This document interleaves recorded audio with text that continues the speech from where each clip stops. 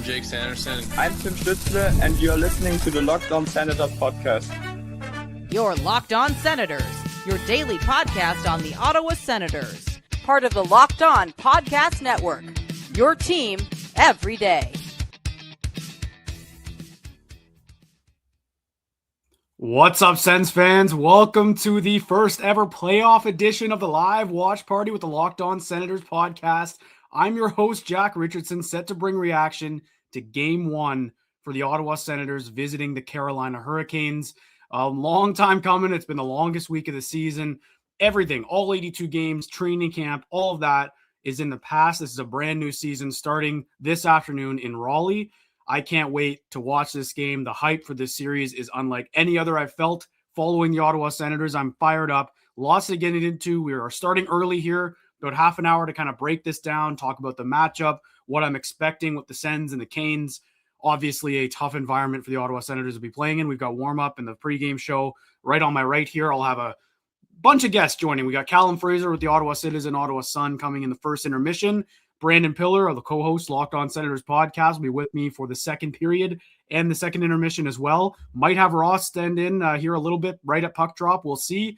We'll keep you posted. We got some fun things planned to, commemorate this being a playoffs. You can notice the graphic here on my left, or what I'm pointing to here is we got a little bit of an update. Stanley Cup playoffs, round 1, game 1. And folks, a lot to get into. But as I mentioned before, and as I mentioned every show, we want to let you know, I pointed that little graphic. You can see what's under it. This is presented by the Glebe Central Pub. This stream, you can check them out at 779 Bank Street and take the Sens shuttle round trip for the CTC to game 3 and 4. There's still some tickets available. I'll be there post-game after game 3 and pre-game on the shuttle and post-game after game 4. Costs just $18, like that right on the button, like Tim Stützle. Tickets for all remaining playoff games are available at glebecentralpub.com. So check them out right in the heart of the Glebe. Not a bad way to spend a Saturday is at the GCP. I'm sure it's bumping right now. Lots of fans in the building for this one. And obviously, like I mentioned, the Sens are in Carolina. A hostile environment, a very good team in the playoffs. The pedigree is there. Everything is there for the Carolina Hurricanes to go on a run. But they got the Ottawa Senators coming to town, man. And I'll tell you what, the Ottawa Senators are a team that no one wanted to face. I think that's pretty clear with the way Brind'Amour, the coach of the Hurricanes, has talked about the Sens, that they are one of the best in the league. He gave them a lot of flowers. And look, the mind games, the gamesmanship in the media is going to be all time this series. I think Rod Brind'Amour is one of the best coaches. He's up there with John Cooper for me as a coach that, and Paul Maurice, as a guy who just knows how to kind of work the strings in a playoff series. He's got that experience as a player winning a cup in Carolina 20 years ago. And now as their coach, he's been one of the best in the league since he came in. So what he had to say about the Sens, not thinking he's kidding, but I think he knows what he's doing. He's buttering them up a little bit. And look, he's right, though. Let's be honest. I mean, he's not wrong. That's the whole point about it. He's not off base by saying the Sens are a team that no one, I don't think, wanted to face. They're a tough matchup. They don't really have a weakness if everything's clicking, and they're showing Linus Ullmark's playoff stats here compared to Freddie Anderson's playoff stats. Anderson's been better, bigger sample size as well. But Ullmark, I think, we'll talk about Linus Ullmark, but actually probably to start here, and I'll ask, obviously, people in the chat to chime in. Looking forward to seeing everyone, the familiar names, new names. And if you are new here, we're going to be doing streams for all the games that I'm not at. So game 3 and 4, there will be no stream. We'll be right back here Monday for game 2. And just want to let everyone know, just like and subscribe. We'll have a lot of content coming out. The boys have been grinding them out all week, teeing up this matchup, their goalie rankings, their defenseman rankings, their forward rankings in the series. Totally unbiased, of course, from the Locked On Senators podcast. But what you can notice is you start to go through these lineups. The best player at each position, it's debatable, and maybe this is the deciding factor this whole series, and who can bring it over a 7-game sample. But I take Linus Ullmark over Carolina's goalies if I'm picking a team to win tonight, which you are in the playoffs. I'd take Jake Sanderson over any defenseman on Carolina, even Jacob Slavin, who's unreal. But Jake Sanderson is even more unreal, in my opinion. I think he's the best player in this series. And then you go up front, I like Sebastian Aho a lot. I like Andrei Svechnikov a lot. I like Seth Jarvis a lot. But I also like Tim Stützle and Brady Tkachuk a lot. So you go position by position. I know that's not how it works. You got to play the game. It's a team game. Everyone touches it. But for both teams to be so deep, both teams to be so defensively oriented. I think we're in for a hell of a series, and just want to remind everyone of that. So you like and subscribe. The coverage will not stop. We've got a postcast after the game tonight as well. Daily shows Monday through Friday. During the week, we'll have a stream and a postcast again on Monday night for Game 2. So we will not stop the content here as long as the Ottawa Senators are chugging along, and they are right now. All right, let's get into the matchup here quickly. I already just broke it down basically position by position. Let's start with Linus Ullmark. Linus Ullmark, all right. Huge season for Ullmark. It was up and down. Lots of, I don't want to say, tumultuous times. Obviously he was very public about what he went through, why he was away from the team for so long.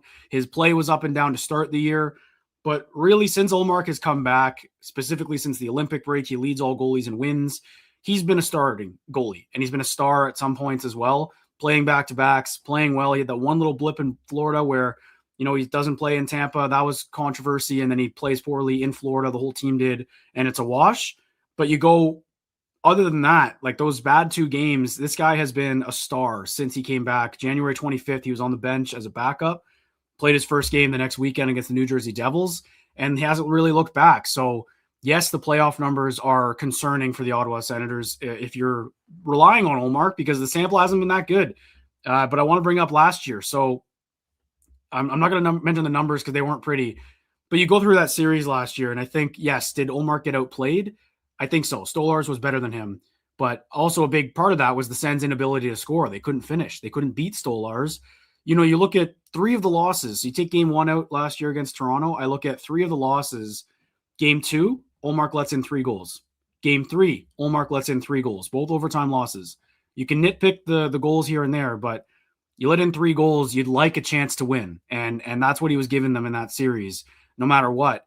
Game 6, they lose again. After a shutout in game 5, game 6, lets in 3 goals again. So you start looking at that sample, and the Sens only scored 2 goals in each of those games. He can't go out there and score for them. So I think if Ullmark can give them that, giving them a chance to win in this series is imperative. He can't let it get out of hand. If he lets in the first one today, he can't let in the next one. It's that kind of stuff from Linus Ullmark that is going to be key.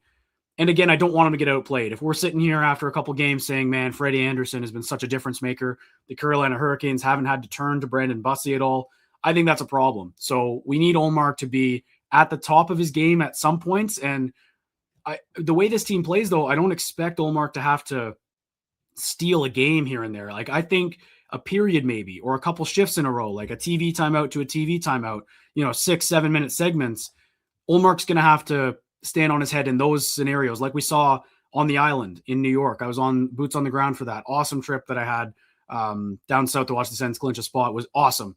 But during that game, Ullmark was unbelievable. So they need that play from him. And I think it's pretty simple from there on out, because then you get to the rest of the team. And this is where the matchup becomes fun, because I really think that goaltending is going to be fascinating for both teams. But this is where it gets fun, because you get the head-to-head matchups, the Stützle versus Aho, who I think are right in the same vicinity in terms of their stardom. I think Sebastian Aho is one of the more underrated centermen in the league, but I think that Tim Stützle is as well. To be honest, he had a great season, had an awesome, awesome year, goal-scoring wise, just highlight reel goals all over the place, put this team on his back. Obviously going to be looking for Tim Stützle to have an offensive impact in this series. And my main key, so we'll start with the forwards here. My main key is he needs to be able to drive his own line consistently to the point where the Sens don't feel like they need to go to Brady and Timmy as a line. I think that's a disaster if they do that, because if you're Carolina, who are you matching up against? I think the forwards, you can get a good matchup, but I'll be honest, I know Keandre Miller and Sean Walker are great defensemen, but I don't really know if I like them matching up against Stützle or Tkachuk, to be quite honest. So if you got Slavin as the guy you want to pin to one of the Sens' best players, what are you doing with the other line? So Timmy playing well and driving the bus on that line with Giroux and Batherson is imperative. He's got to be a star. He has to basically continue what he was doing for, I'd say the first 65 games of this year. He trailed off slightly, but those 2 extended point streaks, they just need some consistency out of Tim Stützle in this playoff series if they want to have a chance against the Hurricanes. Definitely need Timmy to get at least a point per game, I'd say. And then the Sens should be in good shape. So I really like it, though. You look at the Hurricanes lines, they're deep, they're stacked, but there's not one line where I'm sitting here before the series starts saying, oh boy, that's going to be a handful. And the reason I say that, I'm not saying that Svechnikov and Jarvis and Aho is not a scary line, but the Sens have the same thing, right? You got the Cousins, Kachuk, and Greg line that's been a machine since they got put together in mid-January when the turnaround happened. You got Timmy, Batherson, Giroux, who there's an 83-point scorer, a 70-point scorer, and I think Giroux had close to 50. That's a good offensive line that you got to be able to contain if you're Carolina. And then you go down to Pinto, Amadio, and Cousins, just a nightmare to play against defensively. And then if they start chipping in offensively, I think that's when the Sens are at their most dangerous, when Shane Pinto gets going. We know the stats. We know the record when Shane Pinto scores, and it does carry over to the playoffs. He had 1 goal in the series last year against the Leafs in Game 4, and the Sens came out on top in that one. Lots going on here. I got my get a little espresso going here. I'm fired up. I don't know if this is a good thing to calm the nerves, but it's got me going, got me firing on all cylinders here. What else, folks? What else? Let's go on the back end. Like I said, Sanderson and Zub, one of the best pairings in the league. I think obviously for the Sens, a question, even though they did come back, is the health of Sanderson and Chabot. Like, how effective can they be? I think Sanderson was excellent when he came back from injury. Chabot really only had 2 games, so a little bit more rest for his arm to heal. But I think he looked okay in the games he was playing, getting used to playing with Spence. I feel confident. Obviously, they got Gilbert, Matt, and Paolo as the third pairing. I think that's one I'm going to be a little bit wary of putting out there. But again, if you've got Sanderson and Chabot clicking on all cylinders, I don't see a reason where Gilbert plays more than 13 minutes in this game, barring it going the distance. That's the other thing. If these games go to overtime, double, triple, quadruple overtime, I'm not leaving. We're staying right here. As long as StreamYard lets us stay live, we're going to stay live for these playoff games. Don't worry about that one bit. That would be, I don't know if I just put that in the universe. That would be so stressful if they got in a scenario like that. But these two teams, like, I wouldn't be surprised if we see a couple overtime games with the way things shook out in the regular season for both of them individually. Obviously, they only played 3 times, no overtime games. There was 1 blowout by Carolina, 1 blowout by Ottawa, and then a tight one in Carolina, which was, I believe, in early February, right before the Olympics. I think the Sens were down 3-1 going into the third, and they tied that one, and then Carolina scored a late goal in regulation to win it. But look, this should be some awesome hockey. I think this is going to be great. I really hope the Sens aren't, I really hope they're not antsy and nervous when they go out there, like we saw last year in Game 1. I think they've all talked about it too. They were a little taken aback by the speed and the noise and the energy in the rink. And I think that once they settle into this one, they've talked a lot about the first TV timeout. So if people have heard that and are wondering what they mean by first TV timeout, I believe the captain referenced it. So that's clearly a message going around the room. Just get to the first TV timeout. It's a common, saying when you're in a hostile environment, because as we know, when the building's going right off puck drop, those first 6 minutes are crucial for the road team to kind of weather the storm, pun intended, with the Hurricanes, and just find a way to calm things down. And if you get 0-0 to the first TV timeout, that's a good thing. So those usually happen after the first whistle, after the 14-minute mark. So we're looking at 6 minutes-ish, depending on whistles and icings and power plays and stuff. The Sens got to get to that early and just get to their game early, be tight defensively, and I think they can. A key factor in the series that I think could play in Carolina's favor is obviously the power play. Their power play has been unreal this season, and you look at the splits, even for the Sens since January 25th, they've been better than I'd say most teams in the league. I think they were 8th or something like that on the PK since they made the switch with Mike Yeo looking after it. But in that time, the Hurricanes power play is like top 5 in the league. So you can't take penalties against this team. That's just an easy way, even though the PK looks good, but that was a huge problem in Game 1 last year. Too many penalties. So Sens need to stay out of the box, and then vice versa. They got to capitalize on the power play. When you're so evenly matched at 5-on-5, you call that a wash. The special teams are going to be crucial, and I think that if they win the special teams battle, I like their chances a lot, because they didn't just lose the special teams battle against the Leafs last year. They got crushed. I think the Leafs were like 45% on the power play. It was unreal. It wasn't even close. So Sens need to do a better job of A, staying out of the box in this series, and B, killing penalties when they get them and winning faceoffs, which is another key area I think they can thrive. They are the best faceoff team in the NHL this season, with guys like Claude Giroux leading the way. Shane Pinto is a great faceoff guy. Cousins, Stützle, Tkachuk is great when he gets in there. Lars Eller is reliable in the dot. And I point that out because Carolina's not. I think Jordan Staal is a good faceoff man. Stankoven really struggles on that second line, which I do want to touch on for the Hurricanes. And then Aho, I think, is just around middle of the pack. But the Sens dominate the dot. So that was another reason they didn't have success against the Leafs, because the Leafs were one of the best faceoff teams in the league last year as well. But the Sens are clear-cut above the Hurricanes in the dot, and they got to keep that going because they say that they don't matter. I know that the boys were talking about this on the show during the week, but faceoffs don't matter. We say that because, yeah, you can get the puck back. But when I kind of disagree, because if you're a team like the Sens that's so used to winning draws, you have all these game plans for when you win it, that if you lose it, things can go a little haywire if you're not used to defending like that all the time. So I think that's about it, folks. That's a long discussion there. There's obviously going to be so much to get into. I can't wait to react to everything going on during the games, see what's going on with well, I probably won't mention other games. I don't think there's any crossover today anyway. That this game should wrap up before any of the playoff games go on, but that doesn't really matter. We're focused on this series, these 7 games, if need be.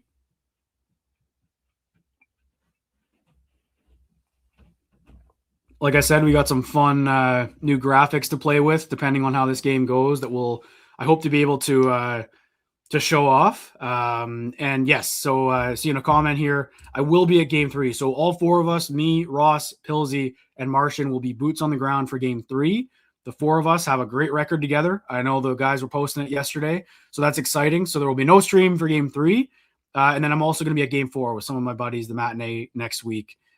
Who knows where the series is going to be at that point, but game 4s I find are always the most crucial. Any playoff series, no matter what, you could be up by a certain amount, down by a certain amount. Game 4s are pivotal, so looking forward to those. But yes, just a stream for games 1 and 2, and a game 5 if need be, and then we'll see game 6. But folks, yeah, keep the chats coming. We got a good audience here before puck drop already.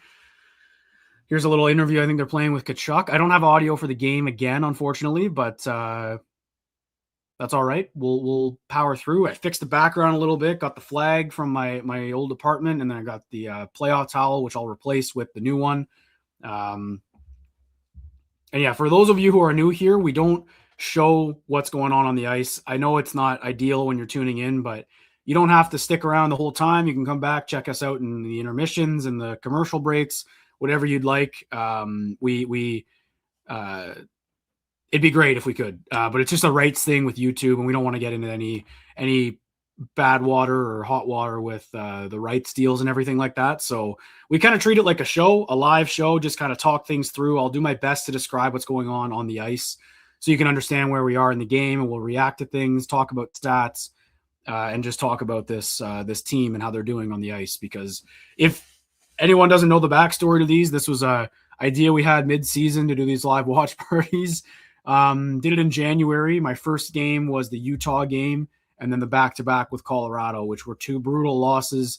Started out completely cold, and then we got into the stretch run where the Sens just got hot. These became really fun to do.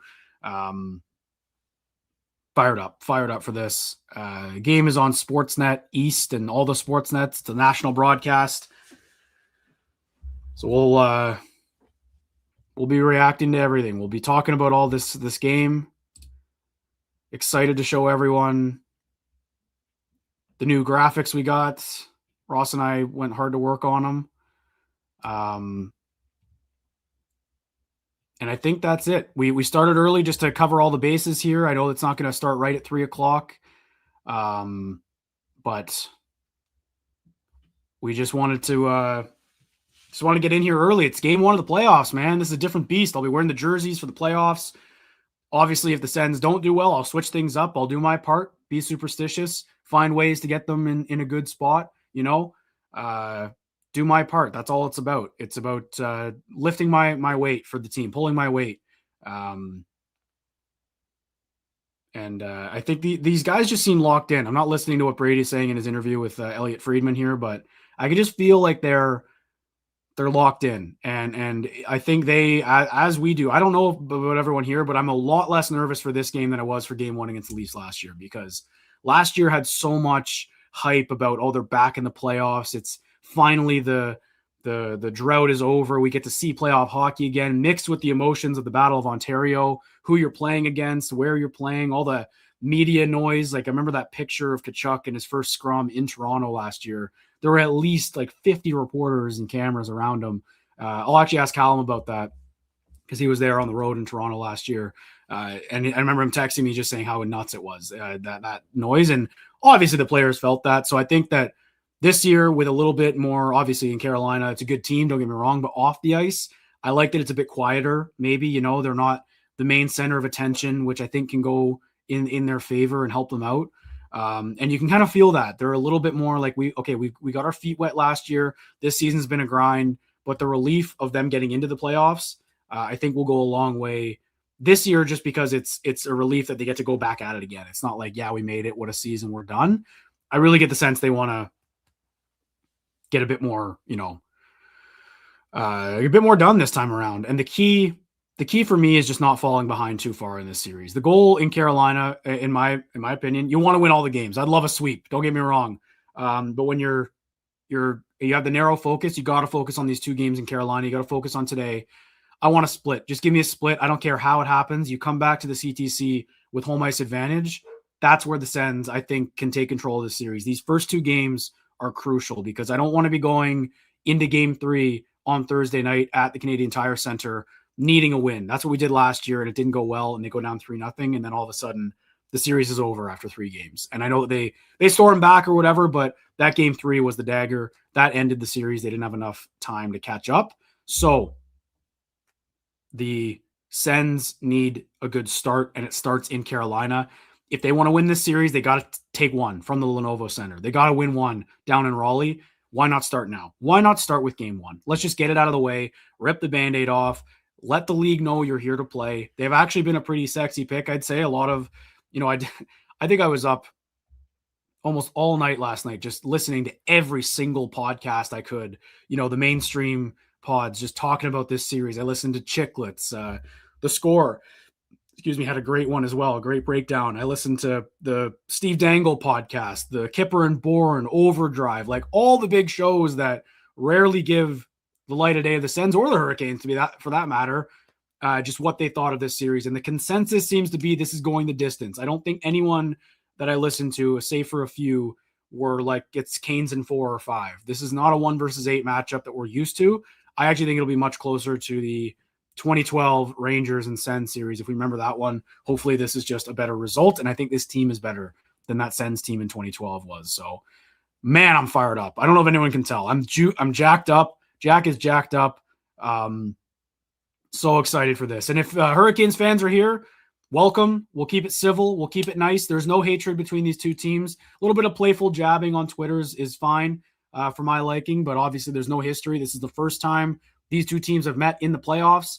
So I'm pumped to just get that feeling of a series with this fan base. I think there's a lot of similarities with Carolina and Ottawa and the market size, let's say. I think Carolina is one of the smaller markets in the league, and so are the Sens. So it's nice when 2 small markets get to go at it like this, kind of be in their own little bubble. And it's the first game of the playoffs, and this is the first one. So this game in particular will have a lot of eyes. You can absolutely bet that.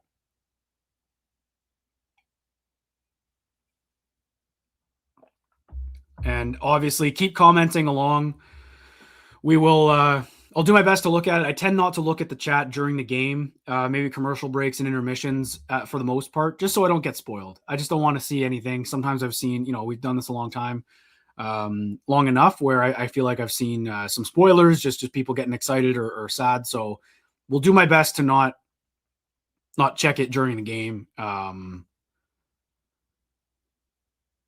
Yeah, all right. That's it. We covered every base. This is a pretty exciting day, man. I did not think they'd get here. Let's do this one more time before the series actually starts. Let's reminisce a little bit on the Ottawa Senators season that was. This team was not supposed to be here by January, right? This was a mid-January, this was a tire fire. It was turning into that again for the Ottawa Senators. Their starting goalie was out indefinitely. They had star players not playing well. They had frustrations. They had poor goaltending from Levi Merilainen. There was little reason for optimism. They were blowing leads to rivals in their own building. It was ugly. It was really ugly in January. And credit to this team for stepping up. Obviously, some things worked in their favor, but they end the season with 99 points, with a 4-point cushion on the wild card, a 7-point cushion in the division, and they were last in the division in the middle of January. So that's incredible. The last 30 games of the season, this team really ramped it up. A Hamburglar-esque run, only this one just felt more like what they're supposed to do, right? It felt more conducive to this is what this team is built for and what they're made for. They're made to be a good team. And full credit goes to obviously the players first and foremost for going out there, grinding away, keeping it going without, looking back and getting all down on themselves. They just put their heads down and worked and got here. But it's a massive credit to Travis Green and the coaching staff, and by association, Steve Staios and this management for bringing that staff in. Let's be honest here. I think not a lot of credit really gets given to Steve Staios for this season. I really think that the stability throughout the organization is a credit to him. And then again, Michael Andlauer, like it's a ladder here. We know the other way around. We know when it's unstable at the top, how that trickles down to the locker room and the players and the product on the ice. That's not the case. It was the complete opposite this season. New ownership is here. They've made the playoffs now in back-to-back years. In their first 2 full seasons with control of this team, they've made the playoffs. And they have stated several times, owner has said it, GM has said it, coach has now said it, the goal is not to just make the playoffs. They want the cup. The Sens want the cup at some point, and they're building towards that. Why not now? Why not us right now? And it starts right here, right now in Carolina. I can't think of a better test for this group. I really can't. I think Carolina's got the pedigree. They've got the play style where if you beat this team in a 7-game series right now, things change in my mind for this Ottawa Senators team and their outlook going forward. This would be a massive hurdle to get over. At the same time, not going to play like, if they lose, like I'm protecting myself here. I'd be gutted if they lose. This would be a tough one to lose. Obviously, you don't want to go out in the first round, but it's still, depending how the series goes, this is going to be a dogfight. This is going to be a tough matchup. So I want to get that out there right now that however the series goes, this has been a good season for the Sens. I know that we want playoff success, but I'm happy with what I've seen. I do still want to see them win a round, and that starts right now. I will get on the bandwagon fully for this rebuild and the ultimate goal if they can win this series. This is a perfect test. Like I said, the pedigree the Hurricanes have, the limited playoff success they've had, but still pretty sustained. They've won a round every single year they've been in. They haven't lost in the first round, I think, since 2019 or 2020. They've been unreal. They've been a juggernaut in this league for a long time in the regular season, and they're hungry. They're hungry for a cup. They've been in the conference finals in a few of the last seasons and haven't been able to get through the Florida Panthers. So gotta hope that this is another year where the Hurricanes fall short and the Sens can get around that. They can be the ones to disrupt that, let's say. And we got the opening here for Sportsnet. I love the Hockey Night in Canada openings. I love it. They're so good. Showing the cup. So exciting. As this gets going, we'll do another reminder here that this episode is brought to you by the Glebe Central Pub, that all shuttles are going for Game 3 and 4. We've got the shuttle to the GCP from 779 Bank Street on Thursday and Saturday. But even if you want to just check them out, I would highly recommend going for the Monday night game. Going today, if you haven't already, tonight. They got live music on Saturday nights. I'm sure it'll be a vibe at the GCP. I might go to the GCP tonight for we're being totally honest here. I love the chicken Caesar wrap there. The drinks are cold. Service is great. It's a great atmosphere in there. So check out the Glebe Central Pub in the heart of the Glebe and tell them Locked On Senators sent you. I can't think of a better place to soak in Ottawa Senators playoffs games. You're right downtown, like a stone's throw away from Sens Mile. You can be all part of the fun there as well and head to the GCP and let them know Locked On Senators sent you, because the vibes are free at the GCP. All right, folks, here we go. We got the pregame wrapping up here. Hurricanes fans tailgating outside. Looks like an absolute blast, to be quite honest with you. They look like they have a good time out there at the Lenovo Center.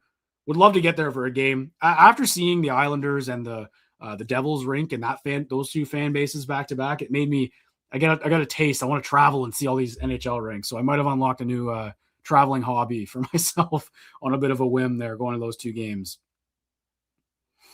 Reminder, we'll have Callum Fraser join me in the first intermission, and then Pilsy will join me for the second period and the second intermission to break down what we've seen so far. But first period will just be the kid. We'll do it old school. Just me in the first period reacting to everything. Got the Sportsnet panel here.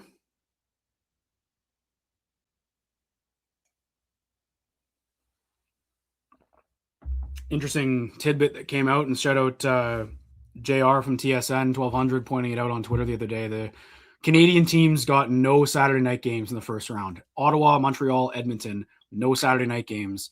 I can't imagine Sportsnet's thrilled with that, but you'll take this afternoon one. I think afternoon games are fine. I know that the numbers probably suggest night games are more popular, but I personally think that the culture of, like Sunday football, I think is kind of creeping into hockey a little bit. These matinee games are fun. So this still counts in my opinion. You're wrapping up at 5:30, 6 o'clock on a Saturday night.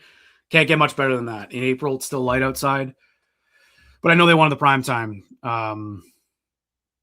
So it's all good. All good.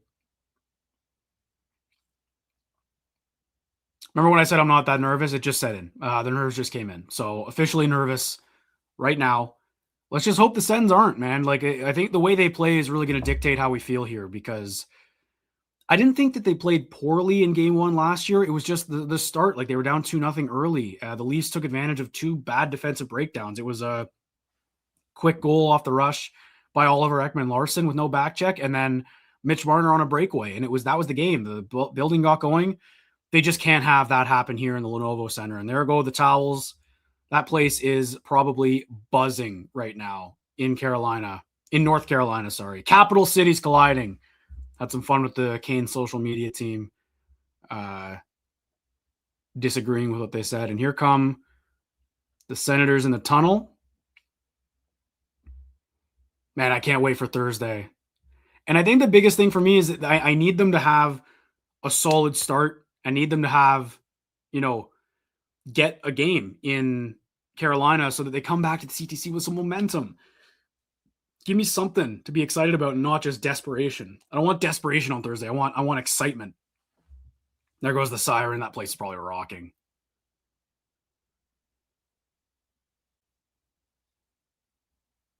Yeah, no game sound for the kid.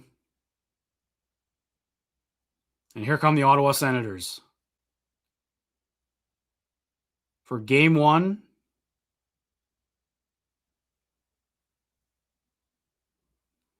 and there's the Carolina Hurricanes wearing their black jerseys. Freddie Anderson getting the start in game one for the Hurricanes. And here we go, man. This is going to be great hockey. This is going to be such good hockey. All right. And I'm ready to reveal one thing we've added for these playoff streams. Little extra thing on the scoreboard. Right there, game one. So we'll be switching that. It'll be cool to not have to switch this throughout the thing. Just switch the period and the score every time. That's our first little addition. You'll see the rest when we get going. Man, that crowd looks great. That's good. I like that. I like when home ice is important. I really do.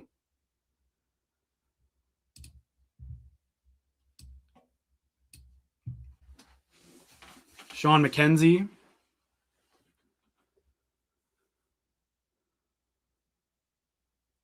All the headlines here for Brady Tkachuk a month ago. He's had a tumultuous season as well.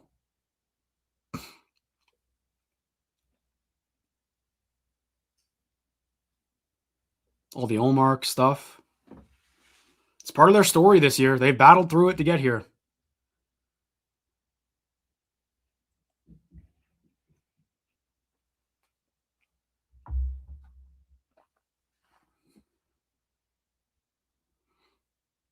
Got the Anthems coming soon. I'm jacked up. Folks. Playoff hockey. On the road. Hostile environment. Need the stars to be stars. Need Brady Tkachuk to be at his best. Need Tim Stützle to be at his best. Need Jake Sanderson at his best. And Linus Ullmark at his best. That's how this team's going to have success.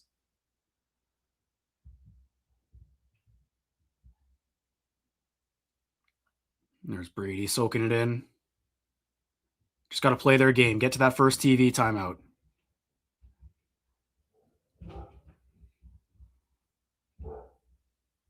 Got a guy with ripped jeans with red under them. Not sure I love the style for the anthem singer. Lyndon Slewage looks better most of the time.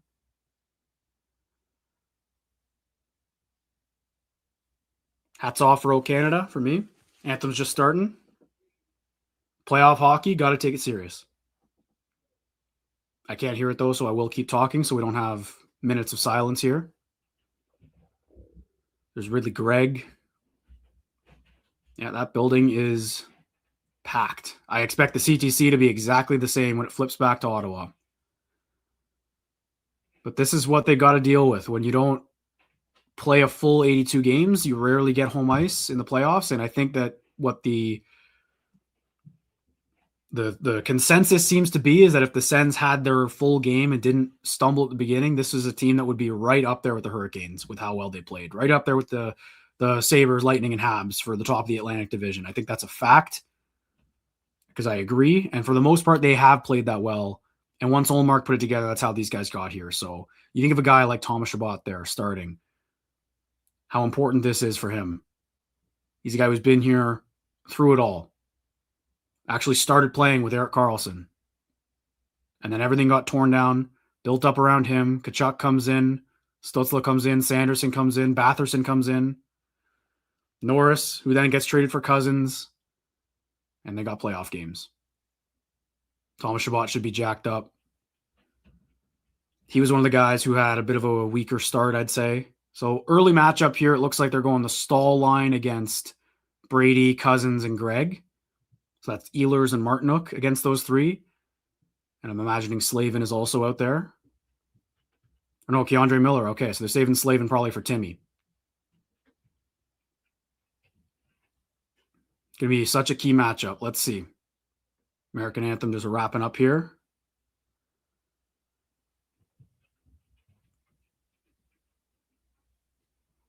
Hurricanes opting to go with their black jerseys, their alternates for the playoffs. Don't know how I feel about them.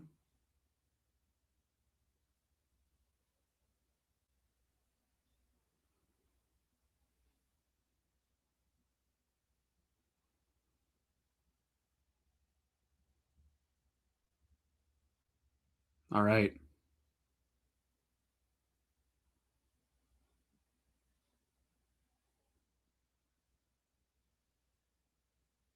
Soaking it all in.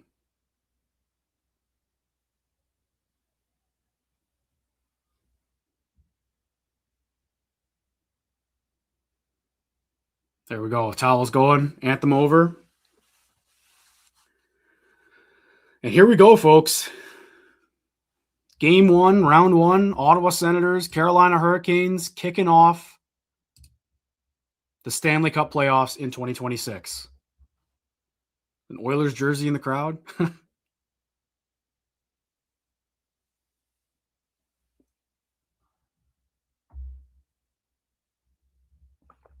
All right. There's Linus Ullmark. Finished with an .891 in the regular season. 28-12-3 record. And there's Freddie Anderson. Was 16-14-5 with an .874 during the regular season. Can he get to his game after missing a lot of the year? And there's Brady getting the start, the captain out there first. Svechnikov on the bench. Those guys were drafted a couple picks apart. So Svechnikov went second overall in 2018. Brady went fourth.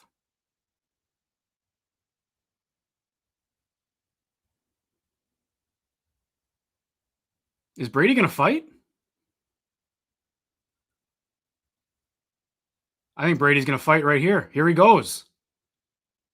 Fighting Jordan Stahl right off the hop in game 1. All right. Brady Tkachuk getting the boys into it.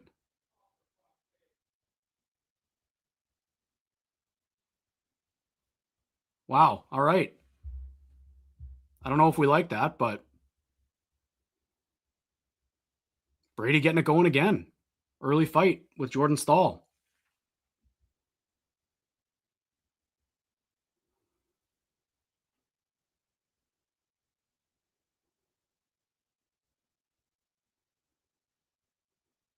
I think that's a pretty good fight, but probably just jacked up, getting the boys going. That's his game. All right. It's the third time Tkachuk has done that in the last few weeks. Early scrap. Got to fire the guys up, and here we go.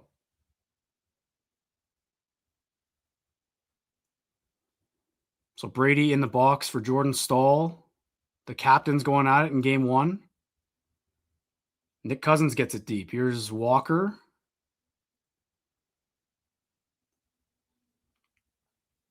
Here come the Hurricanes. Ehlers has it behind the net. Good play by Cousins on the wall there. Martinook had a good chance. Jordan Spence makes a nice play.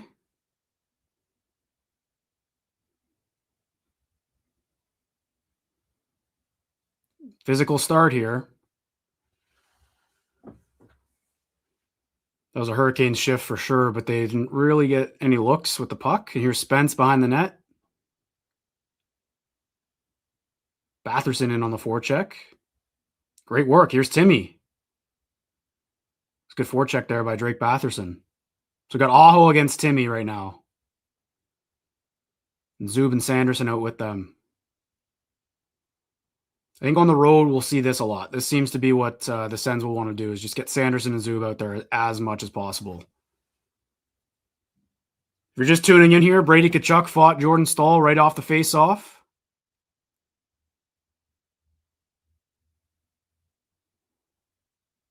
There's a big hit by Zub.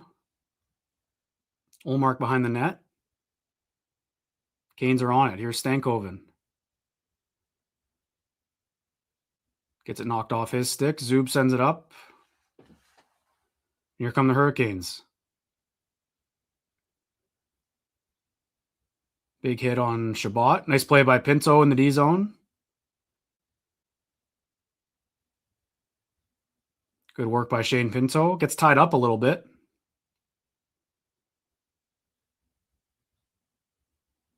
Oh, this series is going to be such a grind, man. I think everything on the wall is so hotly contested. Most of the guys have had their first shift now, though, getting a feel for the puck.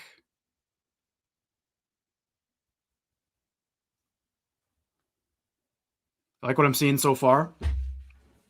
Just everyone feeling it out a little bit. Zub threw a big hit earlier, too. Get the fourth lines out now. This will be a good matchup. The fourth lines. Just curious how that goes for either team.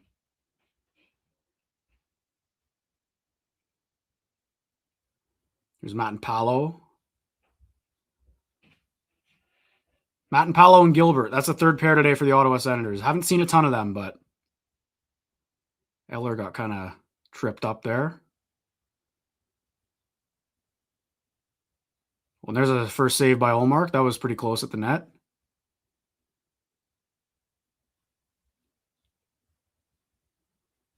He gets tripped up again. Fourth line for the Canes going to work here. All right, Zetterlund gets it out. Just like the guys have been saying, get to that first TV timeout. Ullmark behind the net, just shovels it around. Aho gets to it first. Well, that just went wide by Slavin.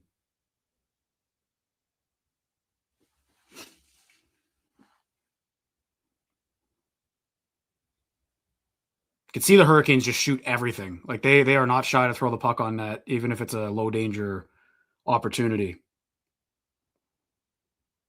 They really don't mind.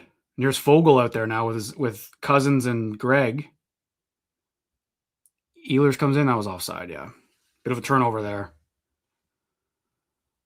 All right, about 4 minutes in. Settle in, everyone. Everyone's had a shift. Everyone's touched the puck.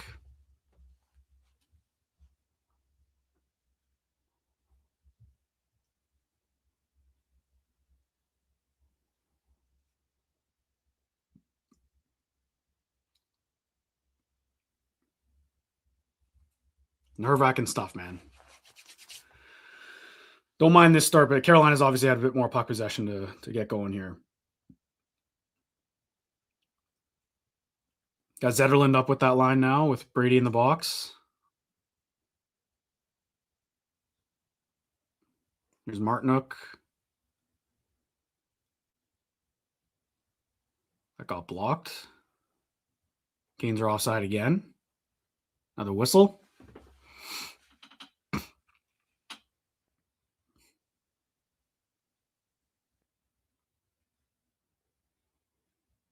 Nikolai Ehlers was the big addition for the Hurricanes this year, and he's on that third line, which is a bit dangerous, man. With Stahl and Martinook, that's their shutdown line. You got a guy like Ehlers, that's a nice addition. Good depth. Ullmark made a save there, it looked like. So they're not giving credit for that first shot. So still no shots here, 4 minutes in.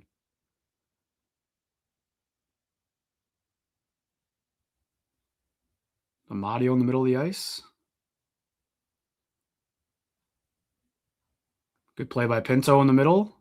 Gostisbehere, that went wide. That got blocked. That was a good look, though. First good look for the Hurricanes there.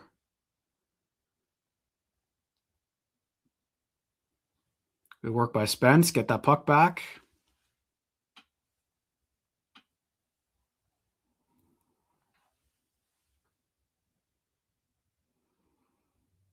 Here goes Eller after it. Fourth line getting some ozone time now.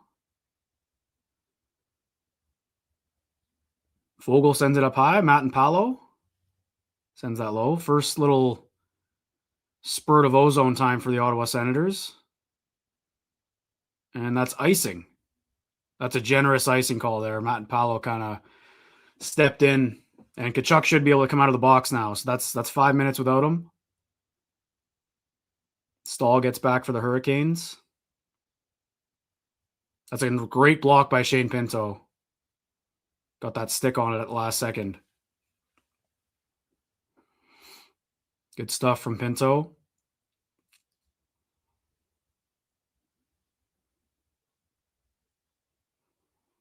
See Brady talking to the trainer. I'm sure he's fine. And offensive zone draw after an icing against the fourth line. So here's Sanderson and Zub with Timmy's line. Big spot here early. They win it. Sanderson at the point. Down to Batherson. Throws it to the net. Oh, it was in Timmy's pants. It was a good look. Good try. Here's Giroux coming in. Timmy down low. Batherson. Oh, good look. Good try. Just got a stick on it. Man, it's going to be... Oh, nice turnover. Batherson coming in. Timmy. Blocked again.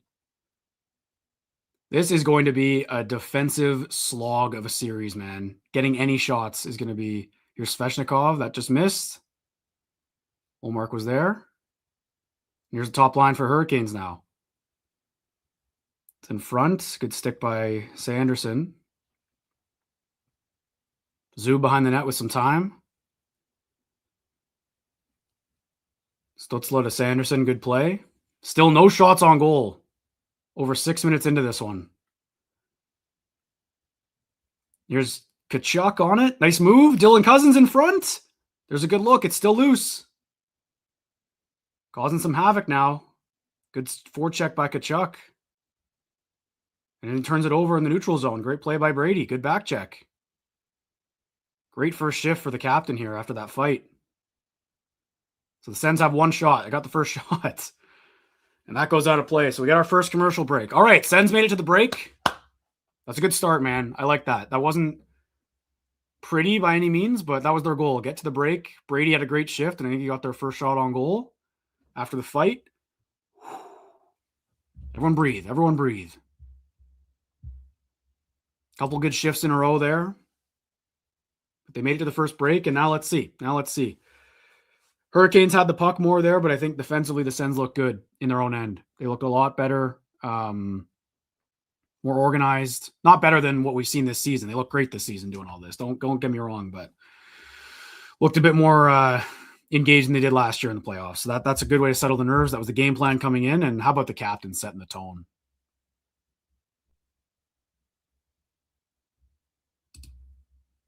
How about the captain setting the tone there with that fight? I'll admit I didn't like that fight. I didn't like it at all. I don't know if anyone could tell. I wasn't fired up with that. I didn't like giving that home crowd some juice. But maybe now Jordan Staal pays it back to him in game 3 and we see the same thing. I don't know, man. But Brady's clearly liking doing that, getting the juice into the team, doing what he did at Four Nations, obviously, at the Bell Center. Hey, I'm a fan of him fighting. That's the best time to do it. It's early enough in the game. But not a spot I expected. So, hey, hat tip to the captain. And the boys looked like they responded. That was and then his first shift was great. Gets the first shot on goal.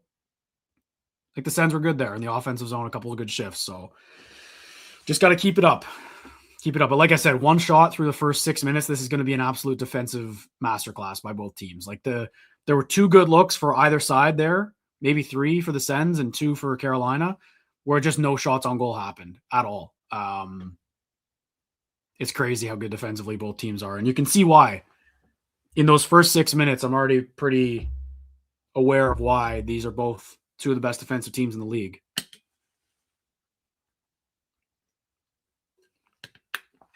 I loved how the cameras picked that up for Brady.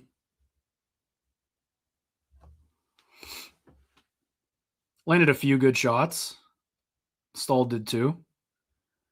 And here we go. We're back. Chabot's got it. Dumps it deep.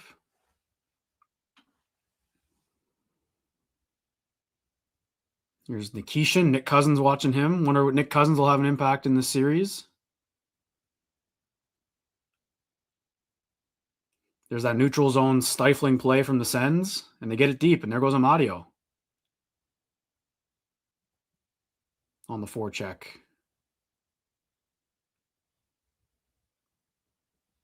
Good hit by Lars Eller. Here's Gilbert behind the net. Gets it out to Lars Eller. He'll try and get the red line. Doesn't quite get there. But Zetterlund's there. Clog up the neutral zone again. Here's Eller. Dumps it deep. And here goes Zetterlund on the forecheck. Gets hit hard. These fourth lines are going to see a lot of each other this series. No doubt about it. There's a big hit by Zetterlund.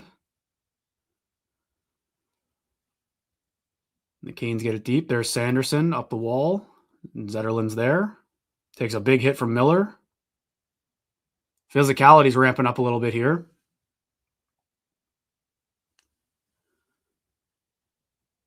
As both teams settle in a bit. There's Timmy up to Batherson. Good move by Drake Batherson there. Giroux. Chabot's up top.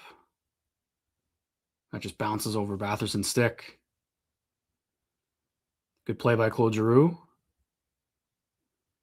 Couple good shifts for this line early. That's good. Good sign for Timmy's line. Giroux looks good. Batherson looks good. There's a big hit by Brady again on the forecheck. They heard the footsteps coming. It causes a turnover. Here's Stützle on Jarvis in the corner. Spence out front. Nice tip by Greg. Great save. Brady's been an animal to start this one, man, on the forecheck. 2 huge hits by Tkachuk leading to good chances. Chabot's coming out with it now. Dumps it deep. Anderson plays it to Cousins in the corner. Dylan Cousins out there with Nick Cousins now. Quick shift for Tkachuk, I guess.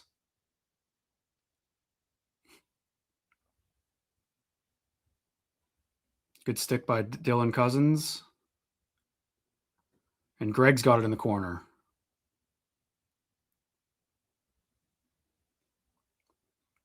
Hurricanes with a bit of pressure here. Backhanded to the corner. Oh, Gilbert just gets buried there from behind, it looked like. No call. Slavin, a lot of room, walks in. I might have hit the post. Gilbert just got crunched, man. That looked like it was right in the numbers. Coming back from a shoulder injury also. Great play by Brady. That's a nice save by Anderson. That was a good tip by Greg.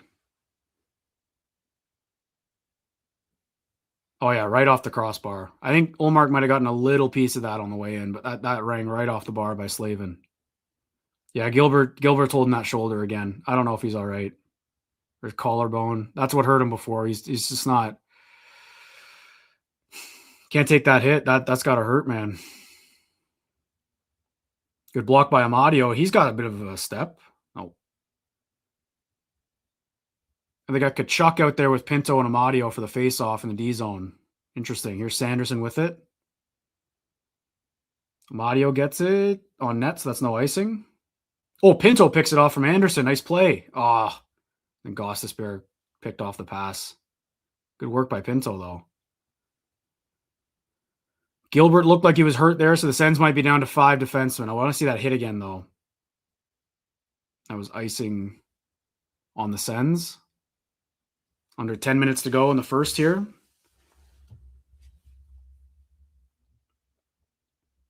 Hurricanes hit the post. That was a pretty good look after Gilbert got crunched. Sens are first in the NHL in faceoffs, and Pinto's one of their best. And he loses that one. But then Amadio deflects it up. Good play. And that'll get a whistle and a commercial break. I'd like to see that hit on Gilbert again. They haven't showed it yet. Here's the big one on Zetterlund. Yeah, physical. All right, there it is. Oh, yeah, got him in the boards in an awkward spot. I don't like that hit. I know it's playoff hockey. I just don't like that. His numbers are to you. But Gilbert looks shaken up. We'll see what happens after that.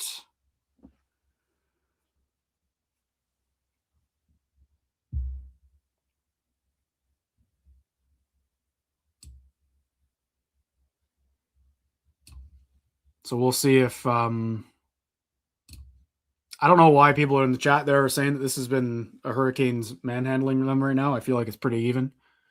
Shift to shift, I think this series is going to be a lot like this, where both teams, because they're so good at what they do and it's so similar, I think both teams are going to have shifts where they look like the better team. I think the top 6 for Ottawa looks great. I think Timmy's line has been generating enough.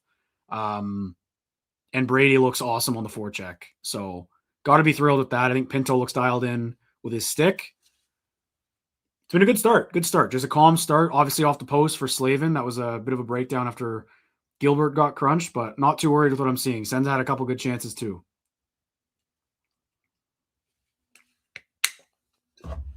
Hurricanes are not credited with a shot yet. Obviously, because you hit the post, it doesn't count as a shot, but so technically no saves yet for Linus Ullmark. Anderson's made a few. And we're halfway through the first period, game 1.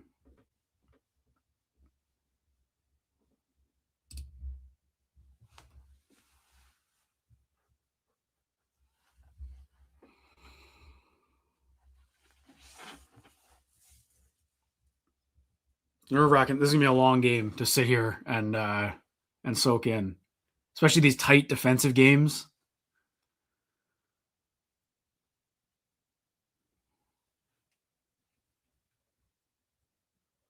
Travis Green there.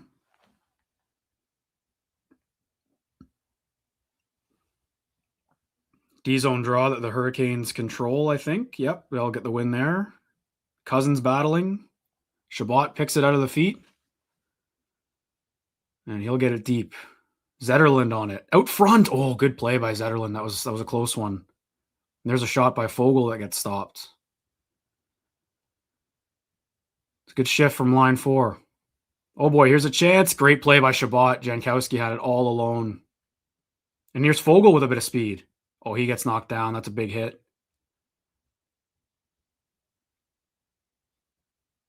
It's physical in the corner there. And here comes Sveshnikov. Through the middle. Shoots that wide. Good play by Zub. Eller got spun around there. And that comes out. Pace is picked up a little bit here.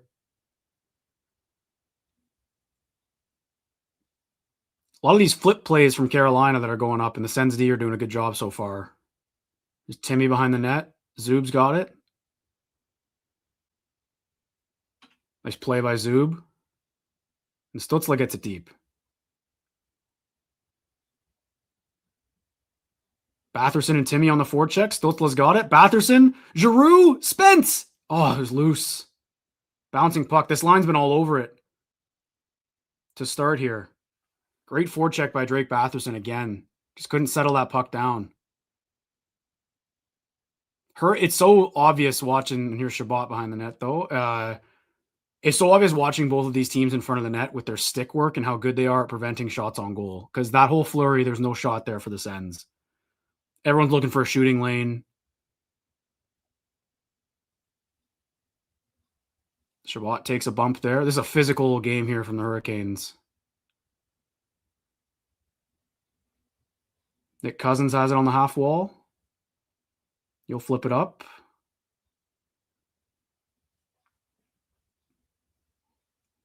Shots are 4-0 here for Ottawa.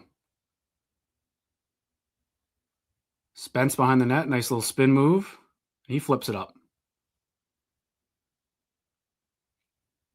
Back to the Hurricanes D. Here's Taylor Hall. And there's Olmark's first official save. He's been active. He's been moving around, but that's his first official stop. A little floater from Taylor Hall. And it comes with 7 minutes left. First shot against. Look at his stick from Chabot there. What a play. Fogel's got run over by Walker. The physicality, man. Refs are letting him play, though. Offensive zone draw for the Hurricanes here. Dylan Cousins to take it. And they lose it. That was a winger win for Carolina. So here's Hall behind the net with it. Got Matt and Paolo and Sanderson out there together. So no Gilbert so far. What a stop by Olmark in front. The rebound goes wide. What a save by Linus Olmark. Brady flips it up. Greg's on it. Dylan Cousins in the corner. Here's Kachuk. He sends that around the net. Greg got kind of held up there by Anderson. Chabot at the point. Sends that back in. End of a shift here for this line. Oh, did he flip that out? Is that a power play? I think that went straight out. You could see his reaction. Looks like it'll be Sens to the power play here with 6:26 left in the first. First power play of the series. Unless they're not calling it.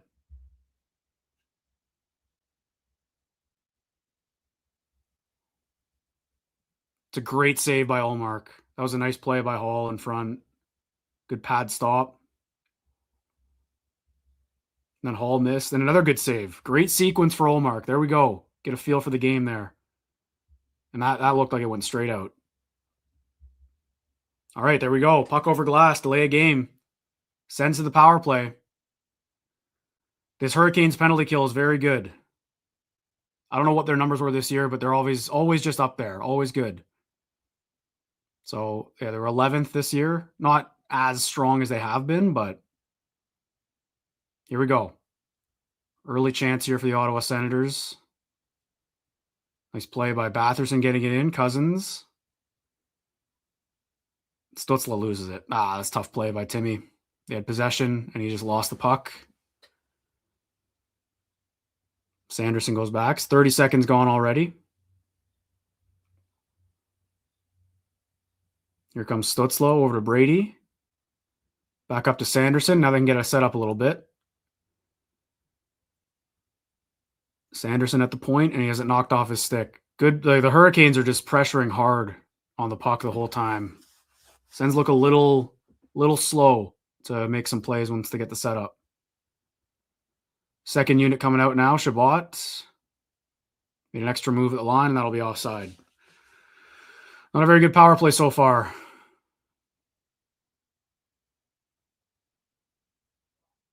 Just good sticks all around.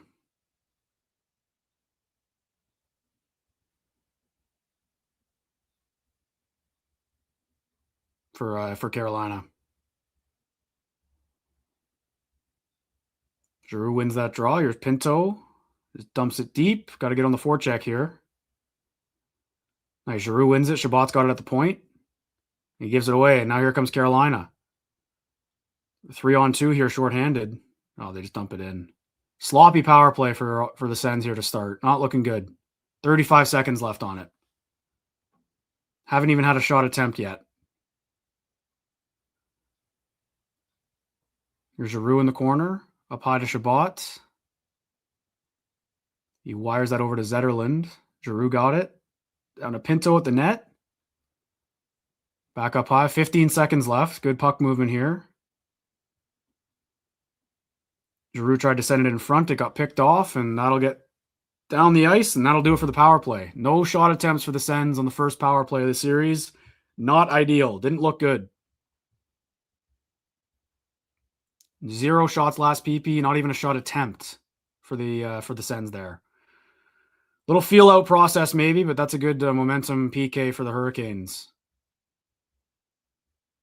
Now here's Hall on it. Cousins gets it on the wall. Gets smothered there. Greg battling for it. And the Canes come up with it. Jackson Blake, he took the penalty.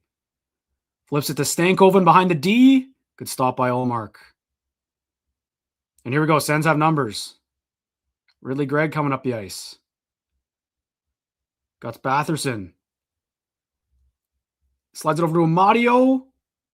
Oh, it was tipped. That was a slow developing 3-on-2 there, but they got a good look. Amadio battling in the corner. Good stick lift on Stankoven. And the Canes just flip it up, and that might go the distance. Goes right to Ullmark. Boy, Linus Ullmark's looking good here so far. Some great saves early in this one. Chabot behind the net.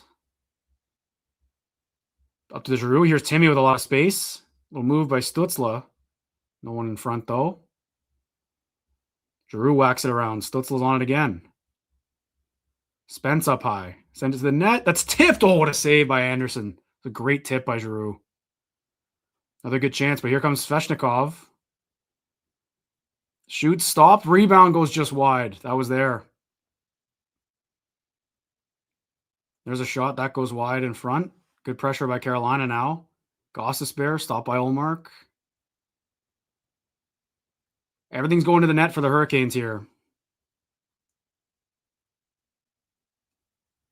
Chabot flips it out. 2.5 minutes left.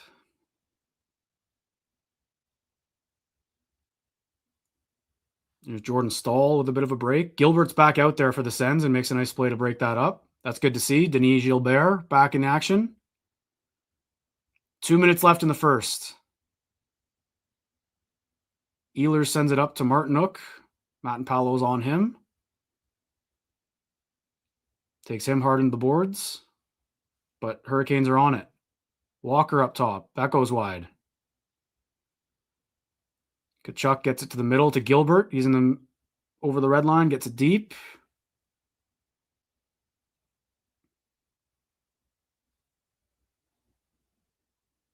There's a battle on the wall. Some of the battles on the wall already are crazy. Oh, we got a scrum here. I don't know what the whistle was for. Did it hit the bench or something? Look at this tip by Giroux. Great shot by Spence. Oh, Anderson didn't even see it. That's a good look. Good look. It's good hockey, man. It's good hockey. The power play looked bad. Obviously, it's one thing to not score. Got to at least generate something. They didn't generate anything, but I think they look good 5-on-5. I'm liking what I'm seeing 5-on-5. There's flurries for the Hurricanes, but Ullmark looks strong. There's a minute and a half left here in the first, but Ullmark has looked dialed in. He's made some good saves. Made that one in front right before the penalty, and then a couple off the rush he's been there for as well. So liking what I'm seeing from 35 so far. Easing into this game a little bit. And we'll do a full breakdown. Again, Callum Fraser with the Ottawa Citizen and the Ottawa Sun will join me in the first intermission. He'll be here shortly. But I'm happy with how the Sens look. I think this is a good road period so far. I got to get it home. Obviously, would like to bury a couple of those looks, but I think Stützle looks great at even strength. I really do. Different story on the power play, but I think that line has probably been their best so far early, which is a great sign for this series, in my opinion. Defense are doing a good job too, I think, behind the net of just kind of mitigating pressure and not letting the Hurricanes get that forecheck established too much. And they're doing a good job clogging the middle, not letting shots through. I know the Canes are up to about 9 now, but those are all coming on second, third opportunities.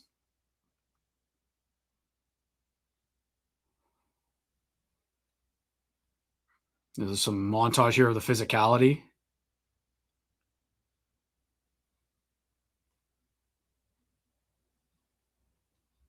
Hits are 15-16, even apiece, basically. 1:29 left, 8-5 on the shot clock here in the first period. There's Chabot with a whiteboard looking like a coach. I feel like this has been about what we expected so far for the opening of this series.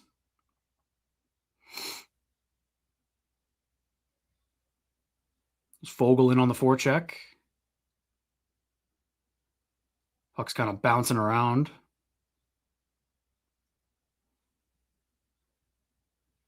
Zetterlund battling on the wall. Ullmark behind the net here. Sends it up to Foegele, but they don't get control. Hurricanes just send it back deep. 1 minute left. Big hit by Zub. Sanderson takes a crunch, and that puck comes out. There we go. Stutzla almost had a little bounce there. He was on it. 48 seconds, back in the send zone. Timmy just circles back, sends it over to Chabot. And the Canes dump it in again. Stutzla in the corner. Up to Spence. And he just flips it up high, gives it back to the Carolina D. Both teams clogging up the neutral zone pretty effectively. Here comes Aho. Well, that one just wide by Ehlers. Canes with a bit of puck possession here, but Chabot stifles that. Doesn't quite get it out, though. Chatfield, that one just wide. 3 seconds to go. Whiffed on it. All right, 0-0 in the first period of Game 1. Just about what we expected from these two teams.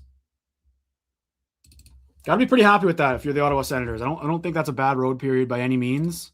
Obviously need to get going offensively to win the game, but I think defensively I liked what I saw. There were a couple flurries here and there, but that's what I was saying at the start of the game. If Linus Ullmark is able to just mitigate those samples, because the Canes get 9 shots there, I want to say 5 or 6 of those came within like one flurry of chances. You know what I mean? Like they had 2 great looks, and they got 2 or 3 shots in those looks. I think shift to shift, I liked what I saw from the Sens there. Would have obviously liked the power play to take advantage there. That was 2 minutes that they really didn't do anything. The PK looked good for Carolina, and I said special teams are going to be important. Would have been nice to see a little bit of momentum built off that power play for Ottawa, but no shot attempts, which is going to be something we discuss with our next guest, who I will bring in momentarily. But before we do that, just want to let everyone know that this live stream, as always, as all the episodes are here on the Locked On Senators podcast, is brought to you by our friends over at the Glebe Central Pub. If you want great vibes in the heart of the Glebe, Glebe Central Pub is the spot. 779 Bank Street, hard to beat. I love their chicken Caesar wrap. The drinks are great. Awesome atmosphere to watch a game. And all Sens home playoff games will have a shuttle to and from the GCP, bringing you right back downtown post-game. So go check them out. 779 Bank Street. The vibes are free at the GCP. All right, folks, enough dilly-dallying. Let's get to our next guest. Callum Fraser. Callum, how are you doing, my man? 1 period into the playoffs. I'm good, man. I just off your ad read there, I judge a pub by its chicken Caesar wrap. Like they all have, unless you've got a craft beer or your own, your own ale in house. The vast majority of pubs I judge on their chicken Caesar wrap. It's the best around, man. Because everyone does it, and then you can compare. If you have them, it's a go-to, a staple. I love the chicken Caesar wrap. I remember. I know the playoffs are on right now. We have much more important things to talk about. But I remember a golf course for 2 things: how fun it was to play, and also whether or not they had a good chicken Caesar wrap. Well, there you go. Head to the GCP for a good chicken Caesar wrap. All right, Callum, what do you think of that first 20 minutes of playoff hockey for the Ottawa Senators and Carolina Hurricanes? I thought it was fascinating. I thought that Ottawa looked actually pretty similar to how they looked against Toronto last year in the first period. Like, the Carolina Hurricanes just came at them wave after wave. And for the first 4 or 5 minutes, they looked extremely overwhelmed. The difference this year is that they ended up getting some traction at some point through. But it was interesting because when they pushed back, it was for probably 30, 35 seconds in the ozone. And then Carolina was just back, transitioning the puck up ice. And then, man, I don't think I've ever seen Ottawa's defensemen get pummeled that hard. Gilbert and Matt-Paolo, they knew it was coming, and you could tell by the way that they were unable to kind of retrieve pucks with their head up, make a good, crisp first pass. They got stuck a couple of times in the corner. I honestly don't think that ice helped. It looked super snowy the second half. I think it had to do a lot with the fact that there was a really late TV timeout. I think it was a minute 28 left. We had the second TV timeout. So the ice wasn't great, especially when you're kind of getting caved in at certain points. And Linus was incredible, man. He really, really stood tall. He made 3 grade A saves, and he kept them in it. I will say there was some good pushback. Line 1 looked really, really good, especially intercepting the puck on a couple of Carolina first passes and turning back up ice. Tim had a really hard time kind of getting through the neutrals on the first couple of shifts, and then he totally figured it out. I thought Drake Batherson. I'm sorry, I'm hitting on everything right now, but it's just it felt like a sensory blitzkrieg, I guess. I just had so many thoughts on that first period, and we haven't even got to the captain fighting off. I wanted to ask you about that. But let me just finish. Drake Batherson, I thought, was maybe the best Ottawa Senator in that period. He was giving Tim, I think, a little bit more time and space with how good he was on the forecheck. He was really, really good at ripping pucks out of feet, off sticks. And then completely, unlike what we saw in the first few games first round against the Leafs from Drake, once he had the puck on his stick, there was a lot of poise from him. And on a couple of counters, he made a couple of great passes, and the Sens got some good chances. I think that it's really a tale of not two parts of that period, because I think, again, Carolina just they'd get kind of out of sorts in their own end for one shift, and then they'd turn it back up ice and really press. But I think that whereas last year the Sens were kind of getting one and done chances a lot, when they got some offense, it was like a barrage. Jordan Spence did a great job throwing pucks to net to get redirections. And a couple of the forwards had really good poise in the slot to get some good chances. So there's so much to talk about right now, but I think that Carolina dominated that period, but Ottawa showed that they really, really can hang if they get their feet under them. Yeah, so I'm looking at the shot clock, and Ullmark had some sequences, and I said that right before the game. He doesn't need to be a Vezina winner in this series. It'd be great if he was, but doesn't have to be that guy to steal games for them. I don't think he stole that period, let's say, but there were flurries where the Canes had 3, 4, 5 looks, it looked like, and he was there. He was awesome in that period. Awesome stuff from 35. I don't even want to dive into it more, just more of the same for Linus Ullmark. Keep it rolling. The captain's fight. I didn't like it because I think just on the road in that environment, I'm like, don't give this rabid barn any more reason to cheer. But I will say, in those first few minutes, like you mentioned, when the Sens kind of looked like they were figuring it out a little bit, I thought they did a good job suppressing shots. And I think that's what they've been so much better at this season than they were last year defensively, is yes, when they don't have the puck and they're not in the offensive zone, they are getting hemmed in a little bit. The stick work, the play Shane Pinto makes on Gostisbehere in the slot, Shabbat on the slot, and Jankowski. That's stuff that doesn't show up necessarily on the score sheet, but it does analytically. That's why they're so good defensively, is when they don't have a good period, they have a fallback game, which is good. But I want to mention the captain. I thought once he got out of the box, he was the best forward in some points. His forechecking was excellent, I thought. Yeah, and that's the problem. You lose him for 5 minutes, right? That's why I didn't like it. Honestly, in the moment, because I'm just so hyped up and I'm so excited for the playoffs, like when the camera, I don't know if you noticed it, but like when they like shout out to Sportsnet. Honestly, pretty brutal preview. I don't know if you saw what happened. Like they asked Brady a ton about like whether or not he wants to stay in Ottawa and whether it was tough, man. God, like, man. Yeah, it was pretty brutal. Not Friedman, gonna lie. like in that one-on-one, he asked him. It was all about the reaction to the politicizing. I mean, you went to the State of the Union, like you politicized it, but whatever. It was all about that. It was all about whether or not he's going to stick around. And it's like, guys, they just went on one of the most impressive Cinderella runs like we've ever seen to the playoffs.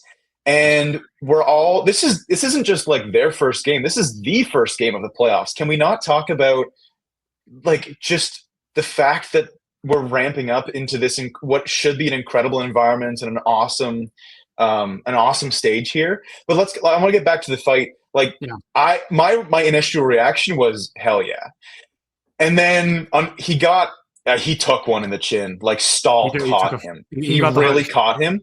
Yeah. And then all I could think about was like the vertigo that it looked like he had, a week ago. And I'm like, oh man, that could go south in a hurry. And the entire he's in the box for 5 minutes of play, probably like 8 or 9 minutes overall. Like the entire time, I just couldn't stop thinking about whether or not like he had taken himself out of the series. Then he comes out and like just throws like a couple of huge hits. Again, he was one of those forwards that I talked about having some pretty good poise in the slot. And you're right. Like I think him, Batherson, Stützle, like they were the top guys were the best forwards in that period. And Brady absolutely was one of them. Yeah, but it's funny. Like I started out there with a shout out to Sportsnet because zooming in on him, knowing that it was a possibility, was like cinema, really. But it definitely didn't make up for. You got to go back and watch the interview, man. It was tough. Like, yeah, I'm pro journalist. I am pro asking tough questions. I am pro, like this.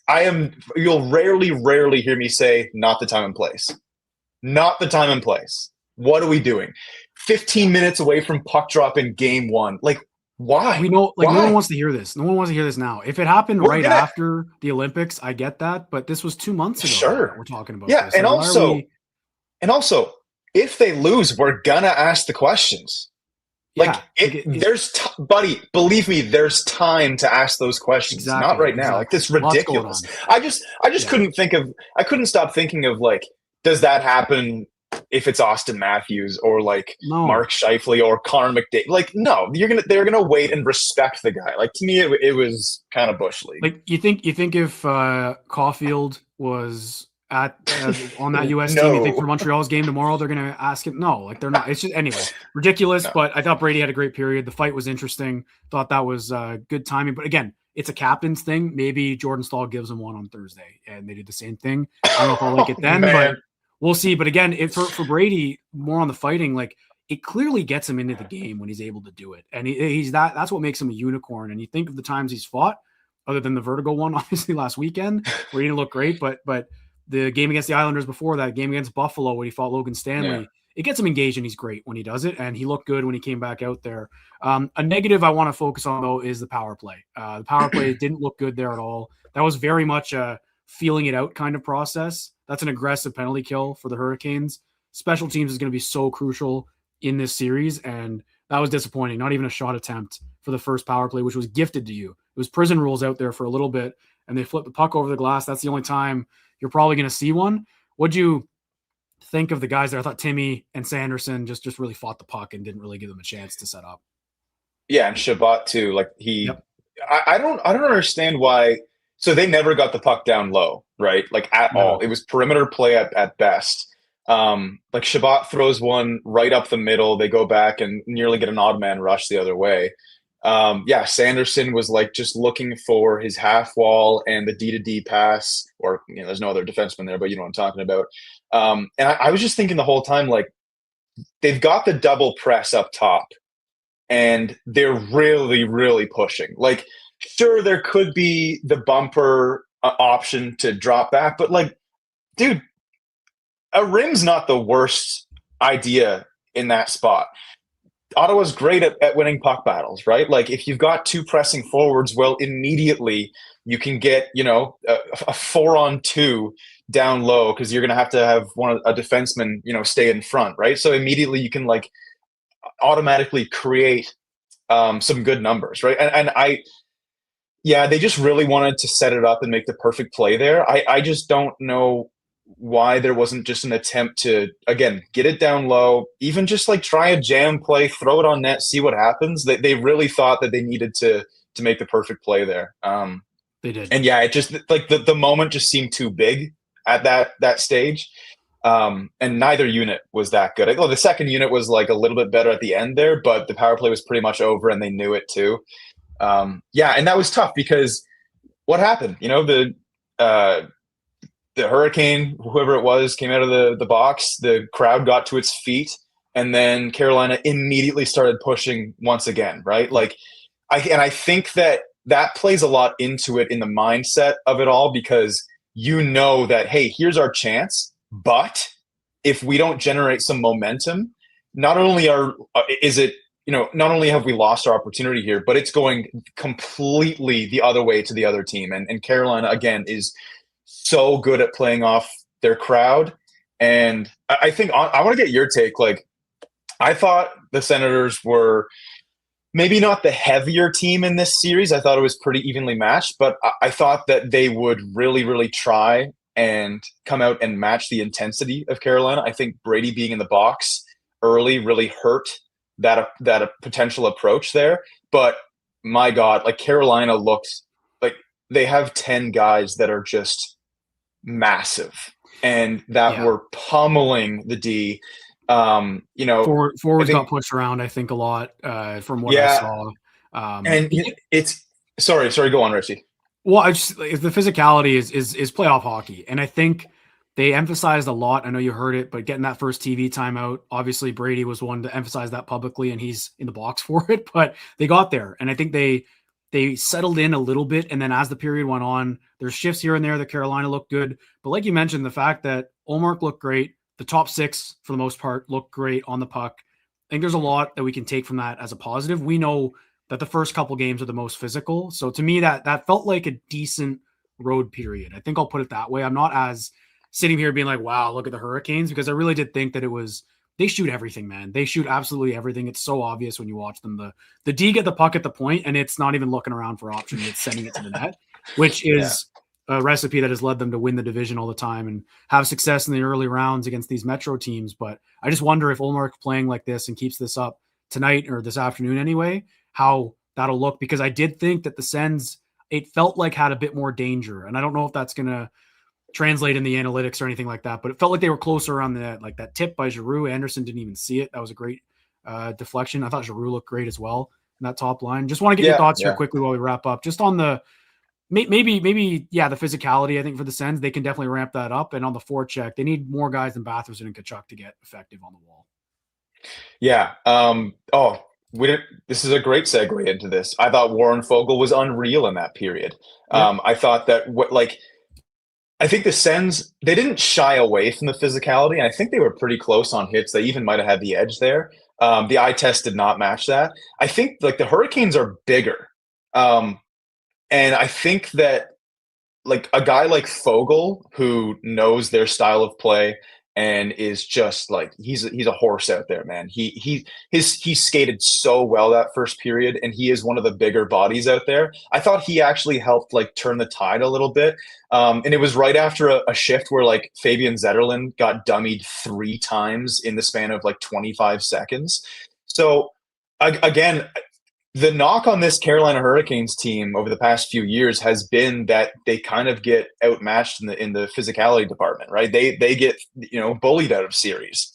I think they've taken that to heart the past year, and they've added a couple of bigger guys to the roster. Some guys are maturing as well, and I mean, you mentioned prison rules earlier on. Like Jordan Martinook took advantage of those prison rules. Like I thought a couple of hits on Matt and Paolo and Gilbert could have been penalties in the regular season, but they're just not around here. Yeah. And late too. Yep. Late on Matt and Paolo, not Gilbert. Gilbert was totally, you're totally right. Straighten the numbers. But I think that, you know what, like we might, after this second period, I might go back on this. Like, I think that the Sens like approach in that period was very much like, we don't want to take a penalty here. Let's try and be as physical as we possibly can, but we can't repeat what happened against Toronto in the first round series. And you know what? Like I talked to Dylan Cousins, Shane Pinto, and Nick Cousins, a couple of other guys. They all mentioned like, we cannot take penalties like we did last season, right? So that's a big focus. But I think that Carolina's taking advantage of perhaps the referees being a little bit hesitant to call penalties on them and ruin the vibe here. Maybe that changes halfway through the game here, but yeah, it's going to be interesting because Ottawa's going to have to push back physically at some point, but they need to stay out of the box for sure. They absolutely do. All right, Callum, we'll see you back here Monday night for Game 2 on the road. But that feels far away. We got a lot to get to before then. Who knows what the series will be at that point? But appreciate you, man, and. Dude, my mind's going 1,000 miles per hour right now. Like three coffees. I'm buzzing. Yeah. I'm ready to go. All right, Richie. Hey, good luck, man. Enjoy the rest of the game, buddy. Callum Fraser with the Ottawa Citizen and the Ottawa Sun on the Senators beat. Love getting Callum's insight. And right on time, we have the second period puck drop coming. They took a shot away from the Hurricanes, so it's 7-5. And here we go. Pilsy will join me momentarily here in the watch party. We'll get synced up with our times and everything, and the Sens are right back on the attack, it looks like, and that puck comes to Ullmark and he'll just play it quickly. That was a dangerous play. Don't mind that though. Keep it moving. And that's going to be offside, so they can't touch it, but here comes Ehlers with some speed. What a stall. Ullmark makes a save there. It's a good stop. And here comes Drake Batherson up the ice. He's got some speed. Look at Batherson go. He'll get in on the forecheck there. Sanderson makes a play in the middle. And Giroux gloves it down. Hurricanes love the little flip play. They love flipping the puck up and then trying to send their forwards on the forecheck there. Sens D are doing a good job of that so far, of getting in the way. And Zub gets it deep.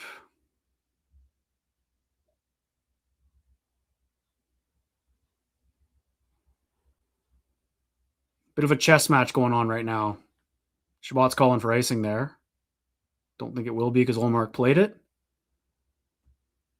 Jarvis picks it off. But then it comes out. Good play by Amadio. Ullmark knocks that down. There's just no room out there for either team. This is a chess match. And here we go. Now I've got freshly shaved Brandon Pillar joining me in the live watch party for the playoffs. Pilsy, how's it going, man? Let's go. Oh, well, I might be ahead of you. Oh, no. Not going as good right now. That's not good. So I'll let you know when I see what you see if you want to pause. And there's Stankoven. Oh, man. And there's the first goal of the series for the Hurricanes, right as Pilsy joins me here. Oh, yikes, yeah. It looked like a tough one on our guy Linus, but that was a clean chance in the slot. 1-0 Canes. Oh. So we'll sync up here soon. Tough. That's a good play by Hall. Yeah, gonna want to save there, but again, that's as clean of a look as there's been all night.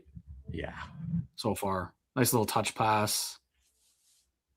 Pinto's stick. I can't go in. It's a bad one on Ullmark.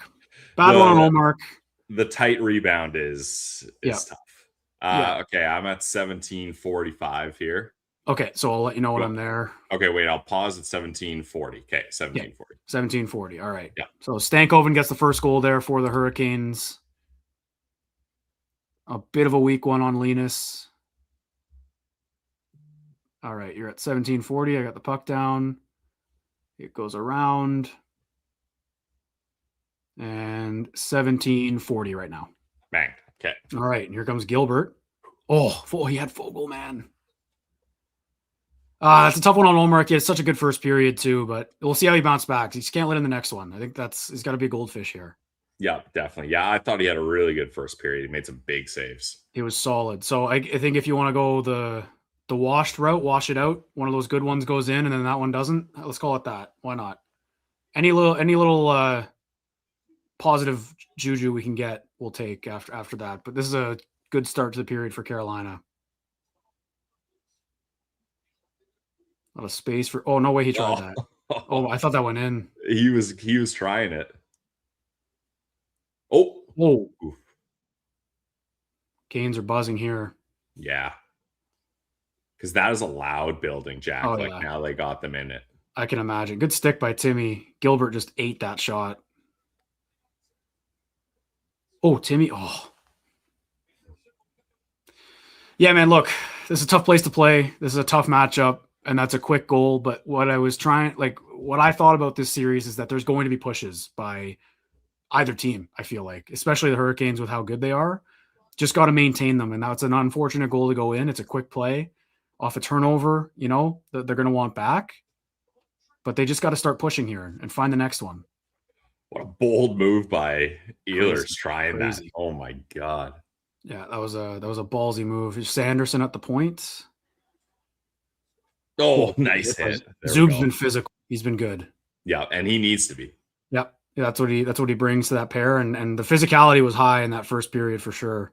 There's Greg, a bit of space.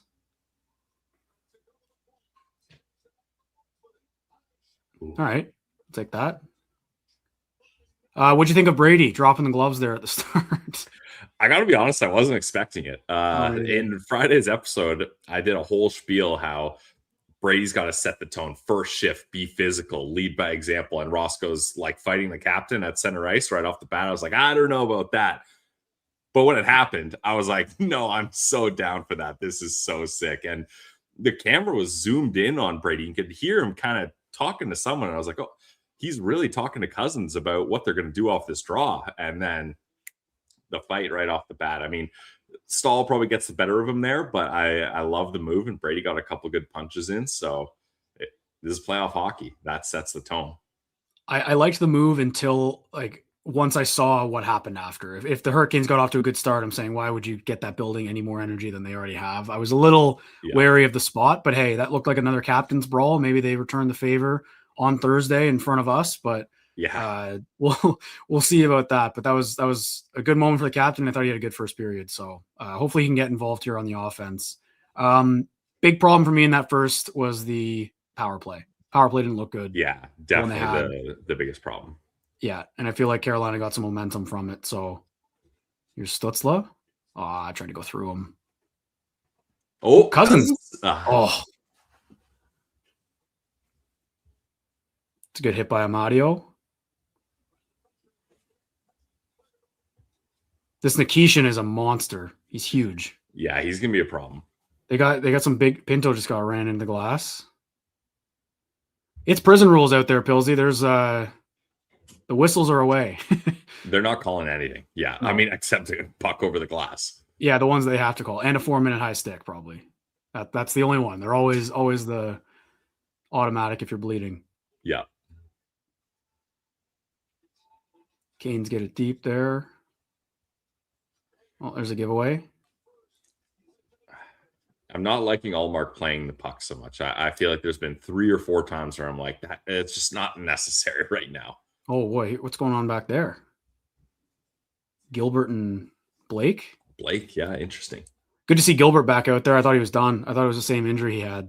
It looked bad on the bench, yeah. And he was looking a little out of place to start this game, but I think he settled in nicely. Like he had a really good, he broke up a pass in front. He's been physical when he has to be, so hopefully that continues here. Ehlers just tried to draw one there, no dice. The prison rules continue. Good stick by Fogle there. I think defensively with their sticks, I've liked what I've seen. Even on the goal, you look back at the replay, Pinto gets his stick in there. Like that's a bad shot, but it just finds a way through Ullmark. Yeah. So, all right. 1-0 Canes here. More rough stuff in front. I'm not upset with what I'm seeing so far. They just got to get a bit more ozone time. They're having a tough time breaking through. Yeah, and Jack, it's not like we thought this was going to be easy. Like, this Carolina Hurricanes team is so damn good. It's not going to be easy.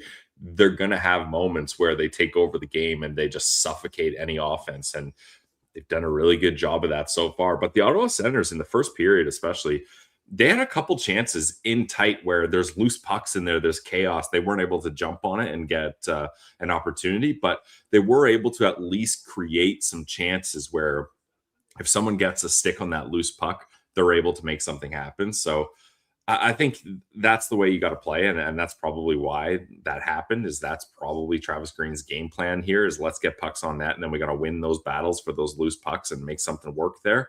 But yeah, the Canes do such a good job of, like, the power play is a perfect example. They stack the line. There's pretty much all 4 guys right at the blue line. So it's really hard to get in. And then when you do, I don't know if you noticed this, but the Senators had no time and space. Like, they kept trying to get it back to the defense to create space. There's a guy there right away, and then they're pressured. They don't know what to do. They just get rid of it, and then the Canes are able to get it and clear it. Like, this, it's not going to be easy, and it's only 1-0 game. I'm not panicking here or kind of conceding the game already, but certainly I think the Canes have had the momentum mostly. I think it's so obvious how similar they are. And you talk about those chances in front the Sens had, and how many of them was it so hard to find a shooting lane? Like, you're not even sitting there getting mad at Timmy or whoever it was for not ripping the puck, because there's no lane. Everything was blocked. The stick's in the way. And that's what the Sens do. There were a couple moments in the first like that as well. And like I mentioned on the goal, it happens. And I think that it's going to be that kind of series where the first goal is imperative, because we know what the Sens do when they score first. They're able to lock it down. Teams get a bit more desperate against them, and that's when they thrive. I'd imagine Carolina's the same, and Artem Zub has gone to the dressing room for the Ottawa Senators. That is not ideal. He looked like he got shaken up on that hit he laid on Jarvis, so not good that Zub's going to the room, obviously, right now. That's a huge piece to their top pairing.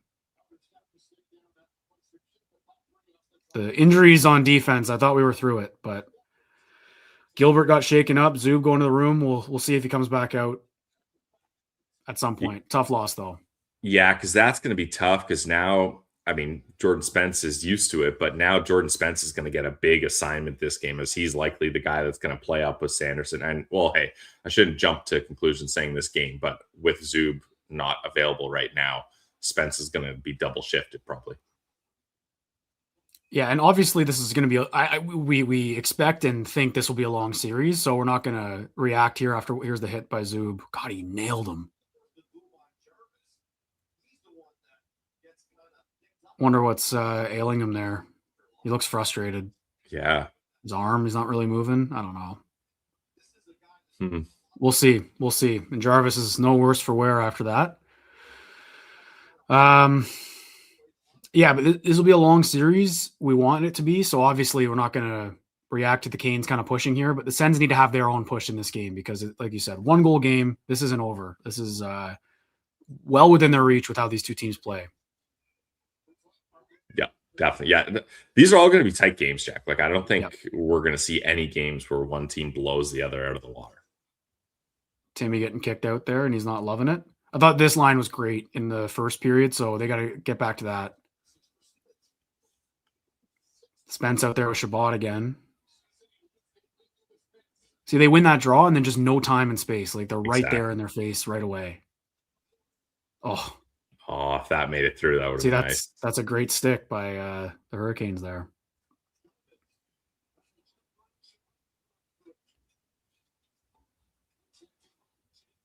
Good block by Shabbat in front. Here we go. Oh, it's 2. I thought it was 2-on-1. Yep. Oh, Anderson didn't know where that was. Just wide.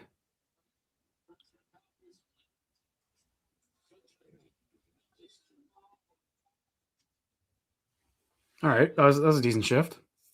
Yeah, not bad. How are the nerves for you this year, Pillsy, coming into this year compared to last year? How are you feeling? Nice hit by Sanderson. I mean, my heart rate is through the roof for every play. I've already dropped like multiple F-bombs. So I'm not going to do it on the stream, but just every single chance, it's like heightened and you're so nervous. And each time the puck goes towards the net for the Sens, you get excited. Like it's tense. And honestly, I think I might be more nervous this year, Jack, because I have higher expectations. Last year was like, oh, this is just sick. The Sens are in the playoffs. We're having fun here. But now you're up against a much tougher opponent and you've got expectations. Yeah, and I feel you there. I think once we got started, but building up to this, I was a lot less nervous than I was for the Leafs series. Just because I think it was the Leafs. It was so much attention. No, that's fair. This one was obviously a little bit more, in a bubble because Carolina's not a huge market and they don't really get a lot of attention from up in Canada anyway. It is a capital city, though, Jack. It is a capital city. Carolina. Of North Carolina. I think the Sens are kind of settled in here a little bit in this period, about halfway through. Here comes Timmy. Yeah, I mean, other than the goal, obviously, I would say the Sens have settled into this period better than the first one. And we've got a too many men call, it looks like, against Ottawa. Uh-oh. Blew that dead. Right at the bench. Spence made a play. I think they're calling too many men. 1, 2, 3, 4, 5, 6. Gilbert's still on the ice. Yeah. Close. Damn. Yeah, that's too many. That's a penalty. Yeah. Yeah. Right at the bench, and he plays it too. I know the Green won't like that, but wow. He loves giving it to the refs. Hey, I think that's going to be fascinating to watch this series because Green and Brindamore are not shy to feed the officials. All right, so first power play for Carolina. Massive moment for the penalty kill here. Cannot give up another one. And this Carolina power play is really good. A too many men penalty, that's tough to give them advantage. Like you get it if it's like a hook or a hold that stops the scoring chance, but something like that, you don't like to see that. Listen, I'm not thrilled with the call. Like I'd rather not see too many men penalties called because you could call a lot more than they do. But it's not a brutal penalty call. Like this is when they got to kill off here. Yeah, that was a fair call. Canes working it around already. All right, nice. There we go. They're fourth in the NHL at home, 26.8%. Sens have, I think, the 8th best penalty kill since the Mike Yeo switch. These stats are all season they're showing. So we know it's been a bit better. Olmark just freezes it there.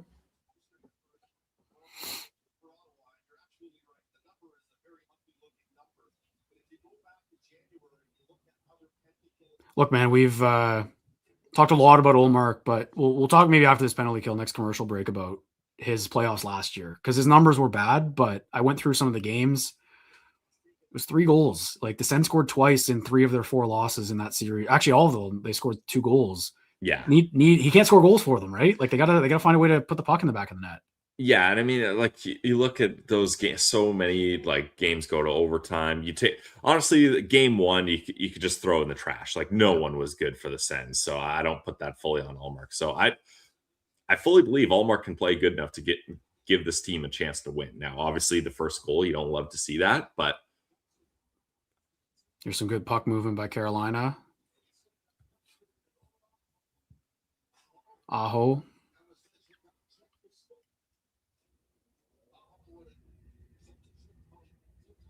A lot more time and space for them. Svechnikov, nice stop. Good thing that puck was bouncing on the rebound. Yeah. Little knuckle puck there for Olmark. That's a good save. Yeah. All right. Halfway through.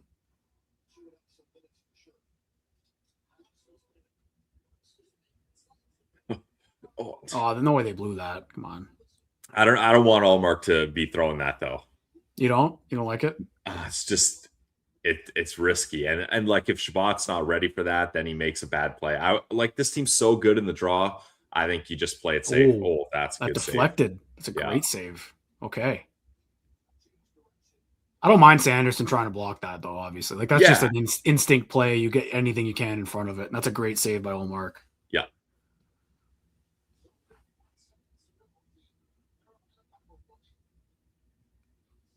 Greg for the face-off against Stankoven. Stankoven had brutal face-off stats all year, and he wins that one. Or it looks like it. No way they called that. Get out of here, man. There's no way. That's brutal. Yeah, Sanderson's pissed. And here we go again. Like, this is 47 seconds, 5-on-3. This is like last year. And it's Sanderson in the box. Come on. What are we talking about? That's just him beating him in a battle. What are we doing?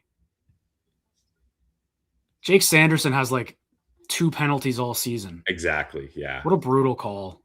That's a long 5-on-3 now, too. That's such a joke. That's such a joke. Man. This is going to be tough. But, hey, this is a big opportunity to gain momentum. The Hurricanes got huge momentum killing that penalty. If you can kill a 5-on-3, that's massive.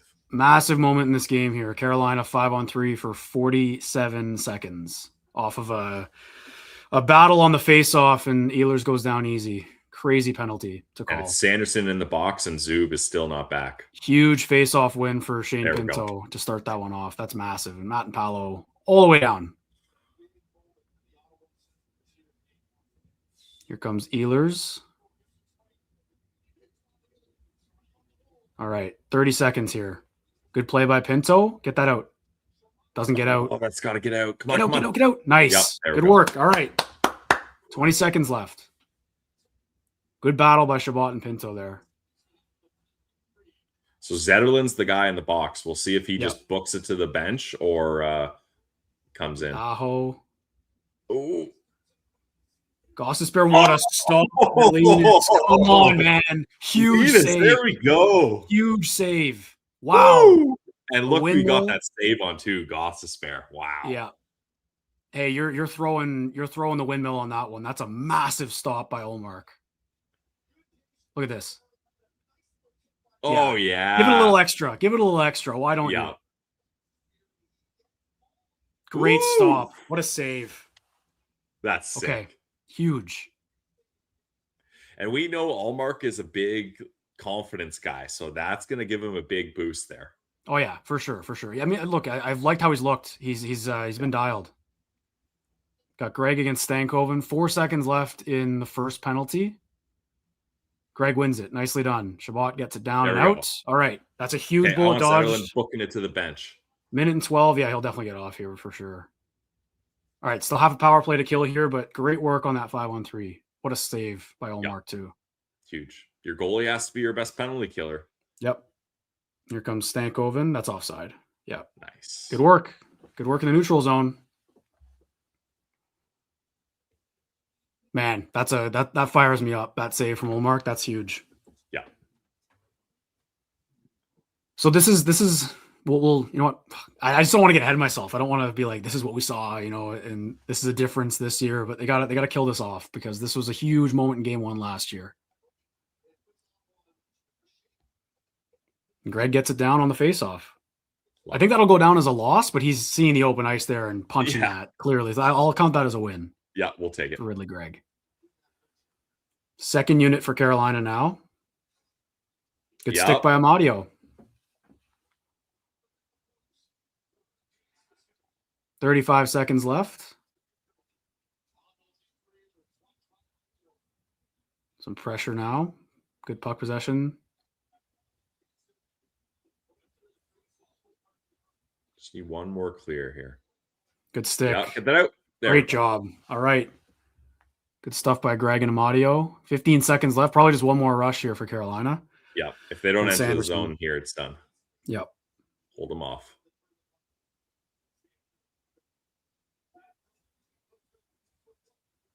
Good work by Pinto.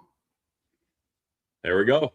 All right. That's a big kill. It off. That's a huge penalty kill for the Ottawa Senators. Still in their end here, though. Spence is on it. Flips it up. They're doing this flip play a lot. Both teams. Yeah. I mean, it's so tight, Jack. That's honestly sometimes the only way you can get the puck up the ice. There's just no space. And the Sens kill off an absolutely garbage penalty call, which is huge for momentum. They got to take something from it. And you know why that's extra huge, Jack? Because that's Jake Sanderson taking that penalty. They were already on the kill. He knows it's a bad penalty. if they get scored on there, he's going to be hot and pissed all game. Now you can just take a deep breath and move on from it. They can. And here's Sanderson on it now. I got Timmy and Tkachuk out there together. Oh, that bounced out front. Whoa. Is it Timmy Tkachuk Cousins loading it up here? In front. Oh, Brady had that rebound. Timmy's got it. Tkachuk, no. That just bounced on him weird. Good pass by Tim. Here we go. They're on it again. Oh, no dangerous. I don't like that play. We have not seen Zub since he went to the room, so they're down to 5 defensemen here. I don't believe he'll be coming back. He's been in there a long time. And Zub's the type of player, like he'll battle through most stuff, so that's not a good sign. There's a quick look back door. All right. Only 2 shots for the Sens, but obviously a lot of time shorthanded.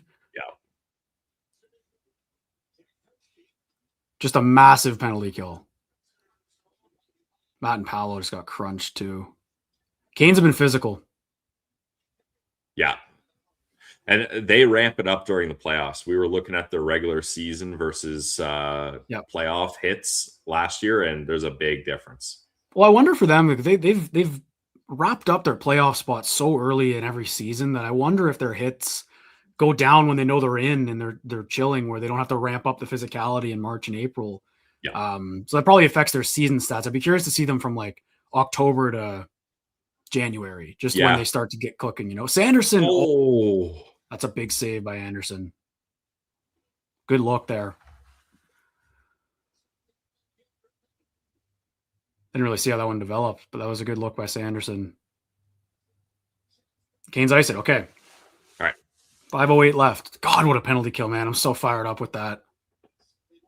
Yeah, that was huge. Oh, the stick at the last second, Slavin. Yeah.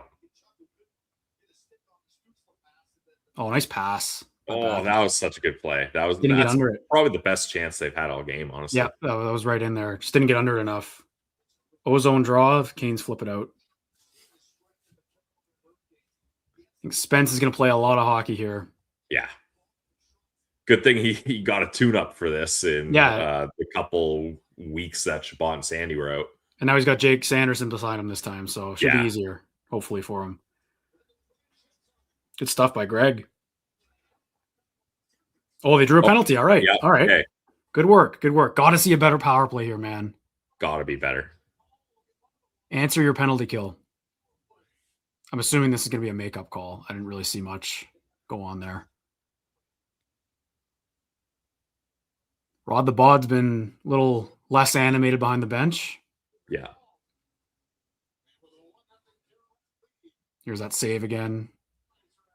Oh, yeah. Oh, that's good stuff from Olmark. All right, let's talk about that penalty kill. Finally got through the commercial break. What a moment, Pilsy, for me, for this game and what could be a turning point for them. What did you see? What did you like on that penalty kill specifically? I just thought guys were battling hard on the 5-on-3. They looked like the Hurricanes penalty kill, which is what you want. Like, they were being aggressive. It was hard for the Canes to get in there. And I think the big reason that penalty kill was successful, we didn't see the Sens get it and not clear it and fail to clear. How many times have we seen a Sens penalty kill where they're actually doing a good job, they're aggressive, and then they get it on their stick and it's a weak backhand that gets caught and kept in. It's a bouncing puck that goes along the boards that's easy to stop with a skate, or they don't have a strong stick and the stick gets lifted at the last second and they can't clear it. We didn't see that on that 5-on-3. It was just puck on stick, out of there, hard, high, easy. So that's huge, because I can't remember the last time I saw Jake Sanderson take a penalty. And when you're already down a man and your top player, your top penalty killer goes in the box, and now it's an extended 5-on-3, this could have unraveled the entire game. Like, if the Canes score a quick one off that draw, then they still have a bunch of time on the power play and get another one. You're looking at a 3-0 deficit when you were right there just with a 1-goal behind. So this could be a TSN turning point. And now the Ottawa Senators get a power play. This could be huge, Jack. It could be huge. Special teams we knew were going to be massive in this series. Yes. No one has struck yet on the power play. The Canes have a 5-on-3 that they don't get. And Keandre Miller going to the box there for... That's a weak call. A slat right there maybe on the stick. That's a very weak call. But hey, that's a weak call. The one on Sanderson was equally weak, so that's easily a makeup call. And you got to capitalize here for the power play. But I'm happy with how that penalty kill unfolded. We'll talk more maybe after the PP here. And Tkachuk loses the draw.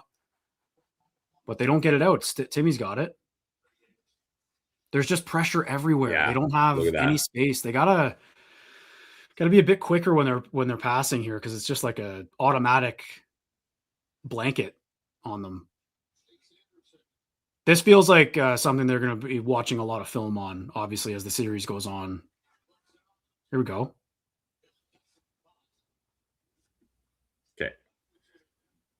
Yeah, we got to find a way to get some space here. Yeah, got to win these battles. There's Tkachuk. Out front. Oh. Ooh. Oh, come on. Oh, man, a double bounce. Bouncing everywhere. I will say that. Callum mentioned that in our chat in the intermission. It looks really bouncy out there, and there's a giveaway.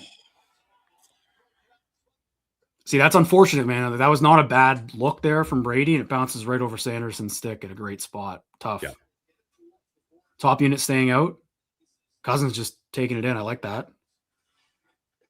Got to get on it. No one's there, though. All right. Go, Brady.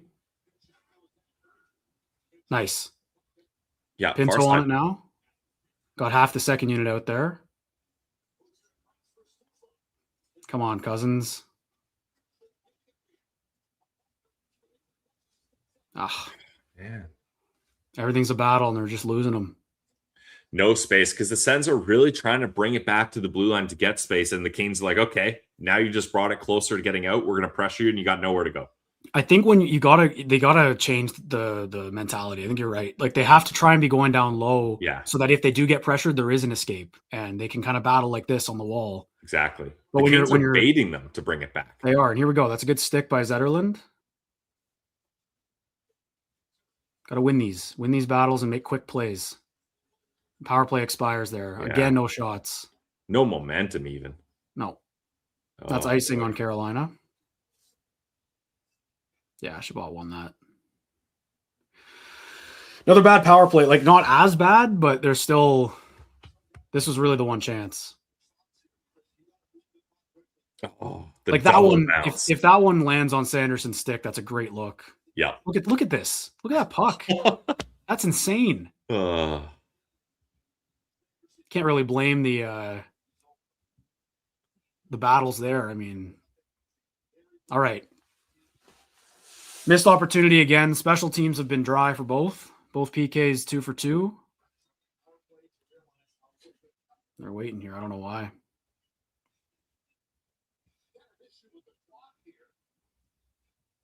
Issue with the clock. Oh. Are they taping the puck? Am I seeing that right? It looks like it must have been some sort of milestone. I don't know. But why would they do that? They wouldn't do that in the scorekeeper's clock. I don't know. Hurricanes are cheating. Yeah. Or maybe it's they're labeling this as like a game used puck and then they put it away and sell it as a game used puck. I don't know. Yeah, you can see the tape on the side of it right there. Yeah, you're right.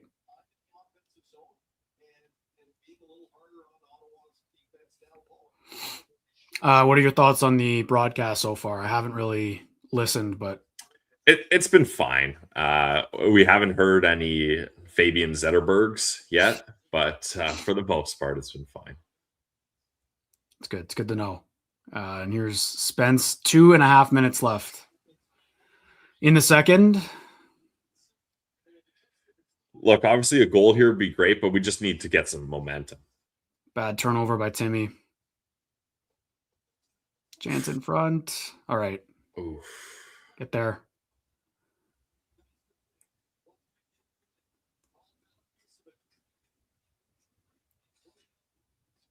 Got a battle here, Timmy. Nice. Good play by Spence.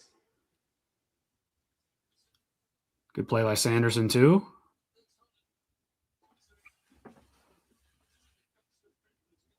It's got to be icing, no? Yeah. That would have been a really good play. Good call, linesman. All right, let's go. I like that. Another ozone draw here for Ottawa. It just bounced on his stick, yeah. Yeah, the bouncing is nuts. It is. And this is one of those things, like it's obviously impacting the Hurricanes too, but maybe they're making more simple plays. Timmy's got blood all over his jersey. All right, Cousins wins the draw. Got Zetterlund out there with them. Which is interesting because that was a Canes icing. So that's Travis Green being like, let's get Zetterlund on here, hopefully for some offense, I guess. Zetterlund, Cousins, and Tkachuk. I don't hate it. Yeah. He makes a nice play. There we go. Here's Brady. Yep. Back up high. To the net. Oh. Come on. I thought he was going to try and find Zetterlund there. Oh, Brady in front too. Yeah, I like that. All right, not a bad shift. Oh, get up. Get out of there. Get out of there. Jeez. Tiptoeing on that line, Brady. Chuck. That was close, yeah. Oh, Omar just took a spill. What just happened there? I don't know. Here we go, though. Yeah, get it across. 45 seconds left. Pinto. Drop. Oh, decent shot. Okay. We'll take shot. Whoa!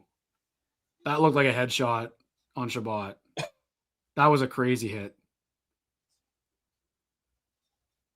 Good nice. back check. There we go. Check. Great. We go. Get some energy. 20 seconds left. Whew. Hits are 39-25 for the Hurricanes right now.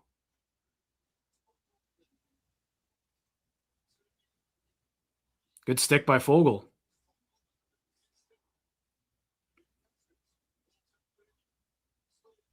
That'll do it. Okay. Eventful second period, man. But again, I know it's down 1-0. Gotta get something going offensively, but sky's not falling here. I like that push at the end.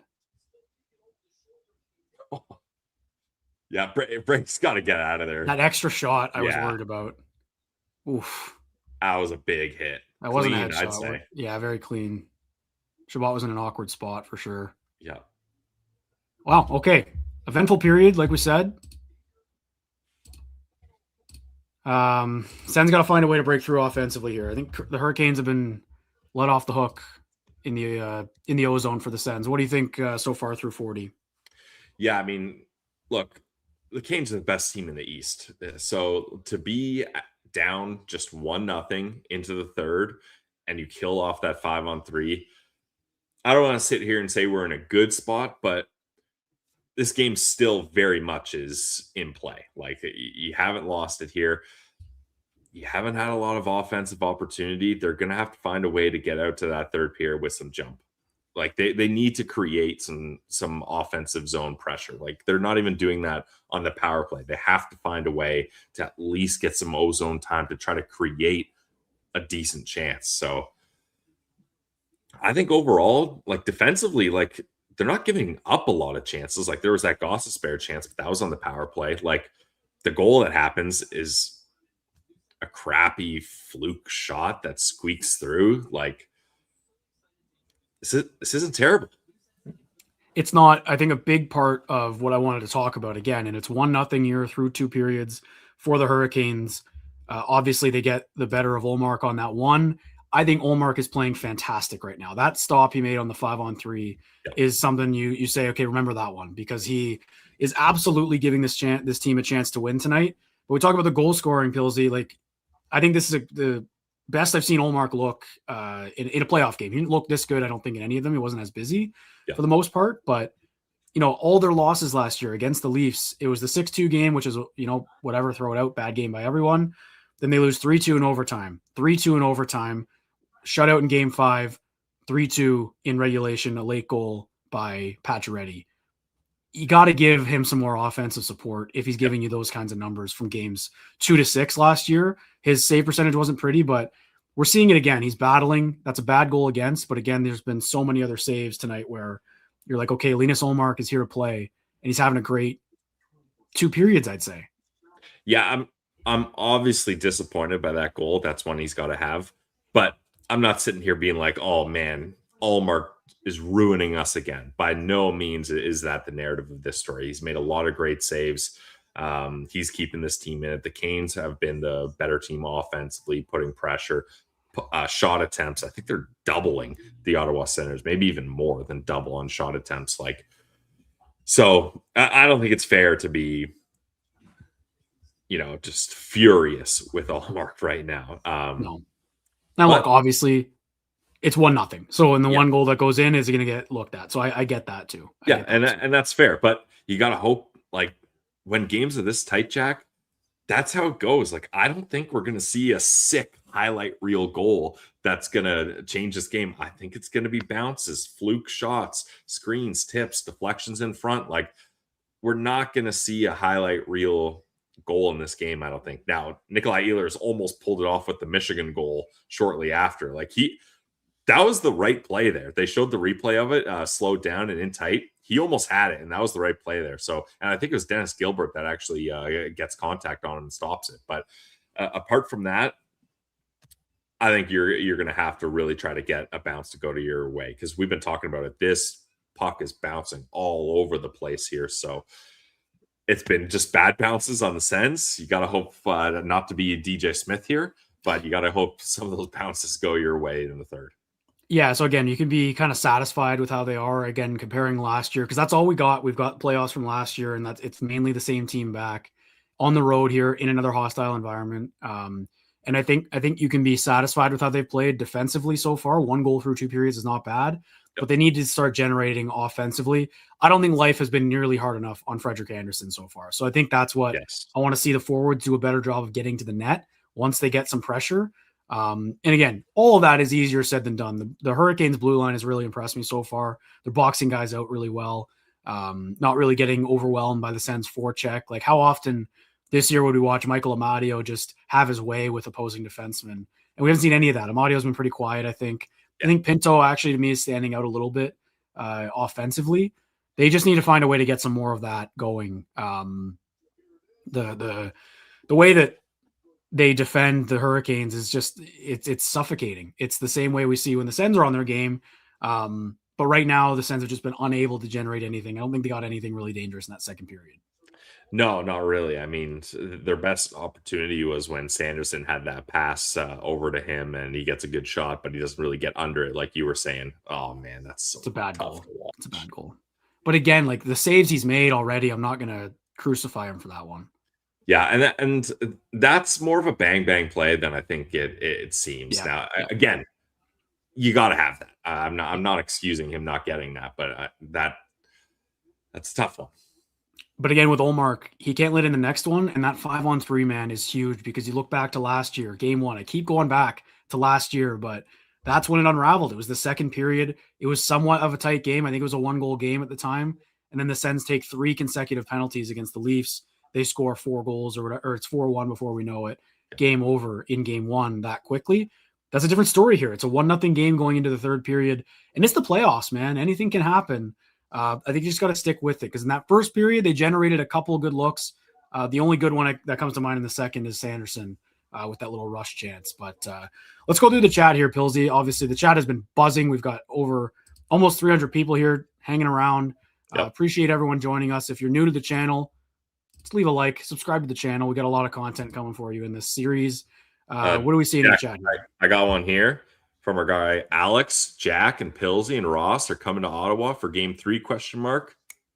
You're right, Alex. It's going to be the 3 of us and Martian. We got 4 tickets. We're all going to be there for game 3. I know Ross is going to game 4. Jack, are you going to game 4 too? I am. I'm a spoiled boy, man. I'm seeing a lot of Sens hockey here lately. Going with some buddies for game 4. And you know where we'll be, Pilsy? Maybe not before Thursday, but after Thursday. And Ross and I for sure before and after Thursday is the Glebe Central Pub. Let's talk about our friends at the GCP. I imagine that place is humming right now. They'll have buses to games 3 and 4. Still some tickets available, but they'll probably go pretty quickly. So head to the GCP. Vibes are free. 779 Bank Street, right in the heart of the Glebe, man. Just stone's throw away now from the Sens Mile. It's right there. Couple 5-minute walk. It's right there. Good drinks, good vibes. Love the GCP. Yep. And the shuttles, they did not up the prices for playoff shuttle tickets, like you see happening with game tickets, still $18 round trip. I think we're going to go to the GCP after game 3 because we're going to get to the CTC literally as early as possible. Like, they're going to have to be like, guys, it's noon. The game's not for 7.5 hours. You can't be here, and that'll stop us. But we're going to get to the rink very early, and then after the game, hopefully celebrating a win, we're going back to the GCP. So yeah, I'm fired up, Jack, and that's awesome. You get to go to both games. Yeah, I'm fired up. It's going to be great. I'm back home at my parents' here for the foreseeable future for a little bit, just soaking in the city, man. It was great. I went for a walk in the Jersey today. Got a guy in a car with a Sens flag on it yelling "Go Sens, go" at me.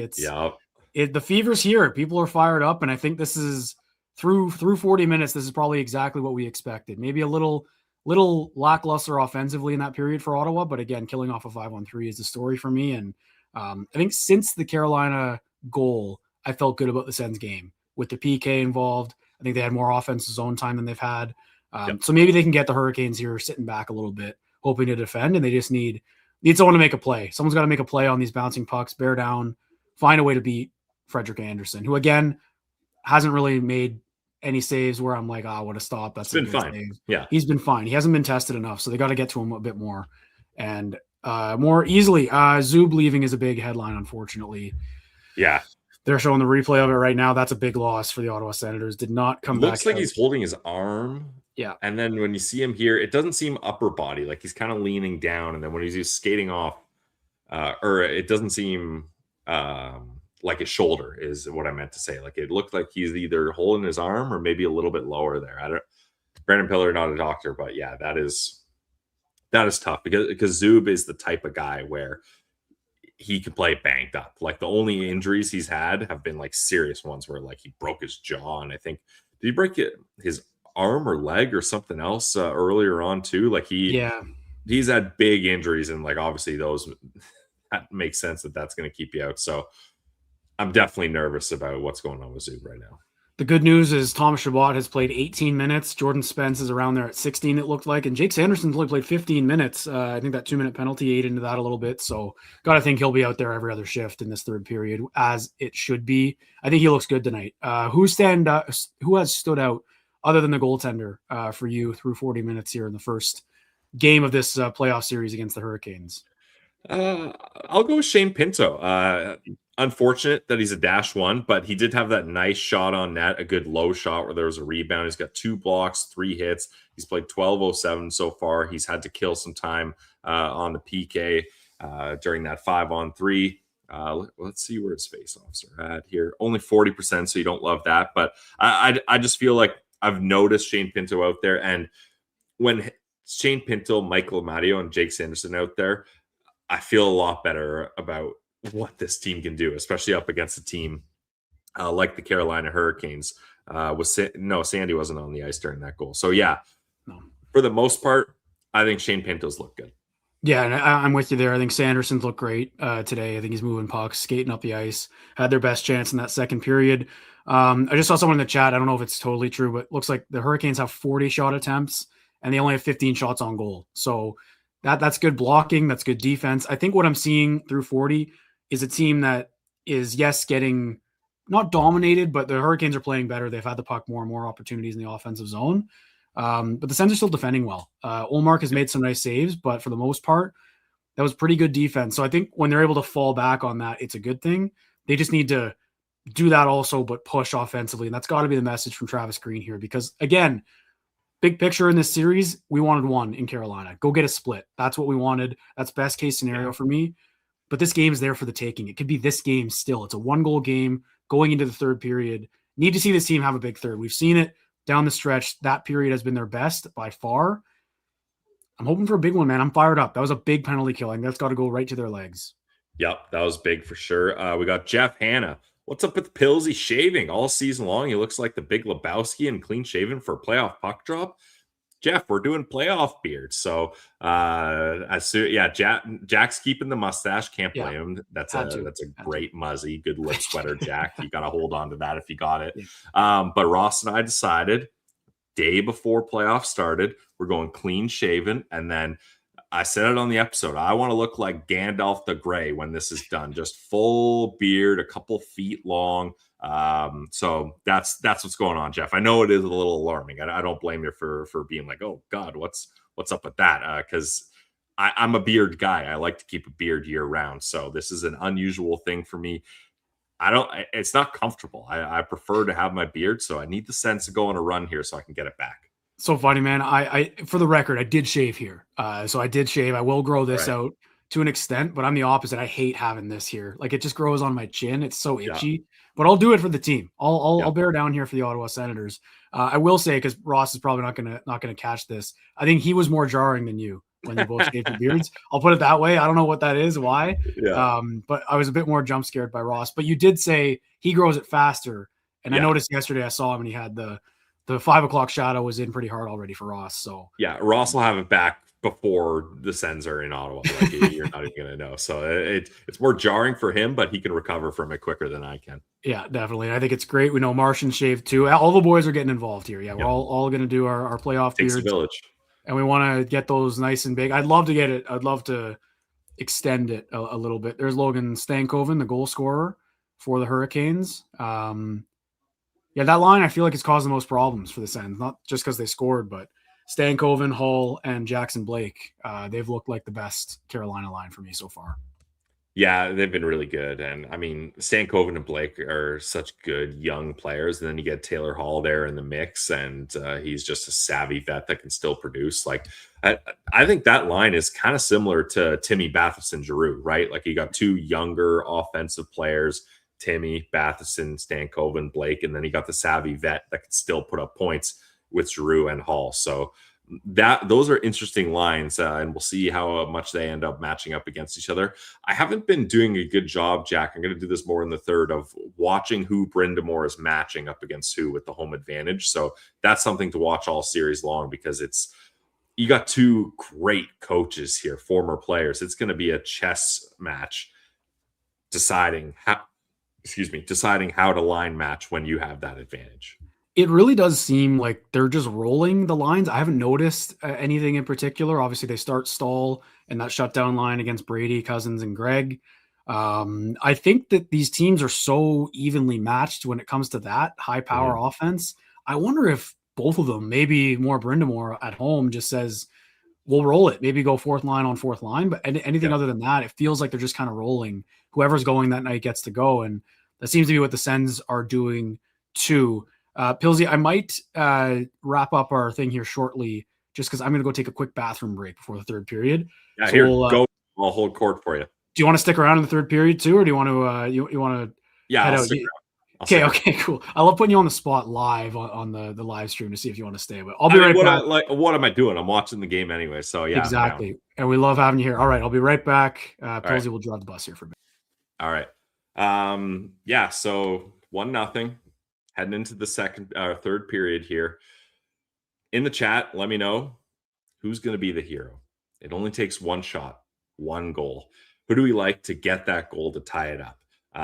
For me, we were saying in our LOSP chat, who's going to be the hero today? I believe Jack said Amadio. We haven't seen a lot of Amadio today, which is kind of rare. Usually you're saying, oh man, great stick, good play by Amadio. I feel like we haven't really seen that today. I went with Claude Giroux just because I think there's going to be so much attention on Timmy and Batherson that Giroux is going to find a soft spot in the ice, and he's going to be able to make a difference. And I don't know if the stats back this narrative up anymore, but it's a matinee game. I feel we've had history shown that Giroux in the past has been able to pop up for matinee games. So I'm believing he's going to wake up here in the third, and we're going to get one there. Let's look through a bunch of these. We're getting a lot of Brady, Timmy. Our guy Greg Harris says Riddler.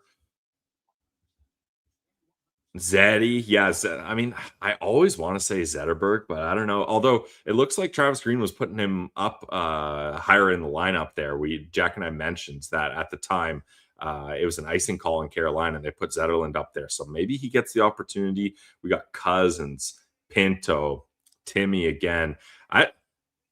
I like Ridley Gregg too, because similar to what I was saying about Claude Giroux, he's going to be someone that maybe they don't look as closely on that line. If that line's out there, Cousins, Kachuk, they're going to be following them. That gives Ridley an opportunity. Jack, I'm just talking with the chat here about who is going to be that hero that ties this game up. I believe you said in our group chat you think it's going to be Amadio. Yeah, I'd like Amadio too. That'd be nice if it's Michael Amadio.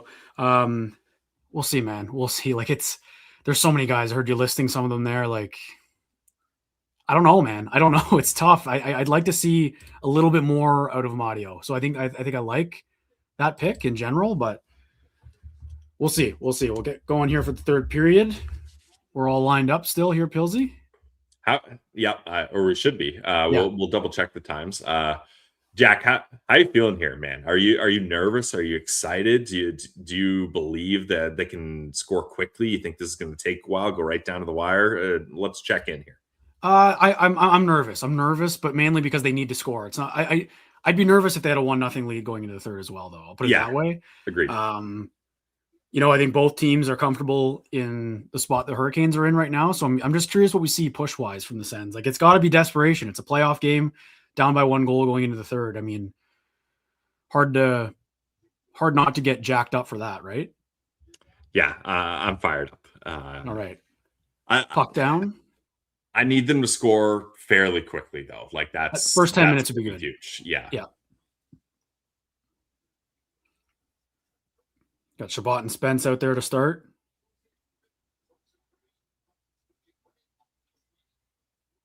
Nice play by Greg on the wall. Like a bit more out of Dylan Cousins too. Yep.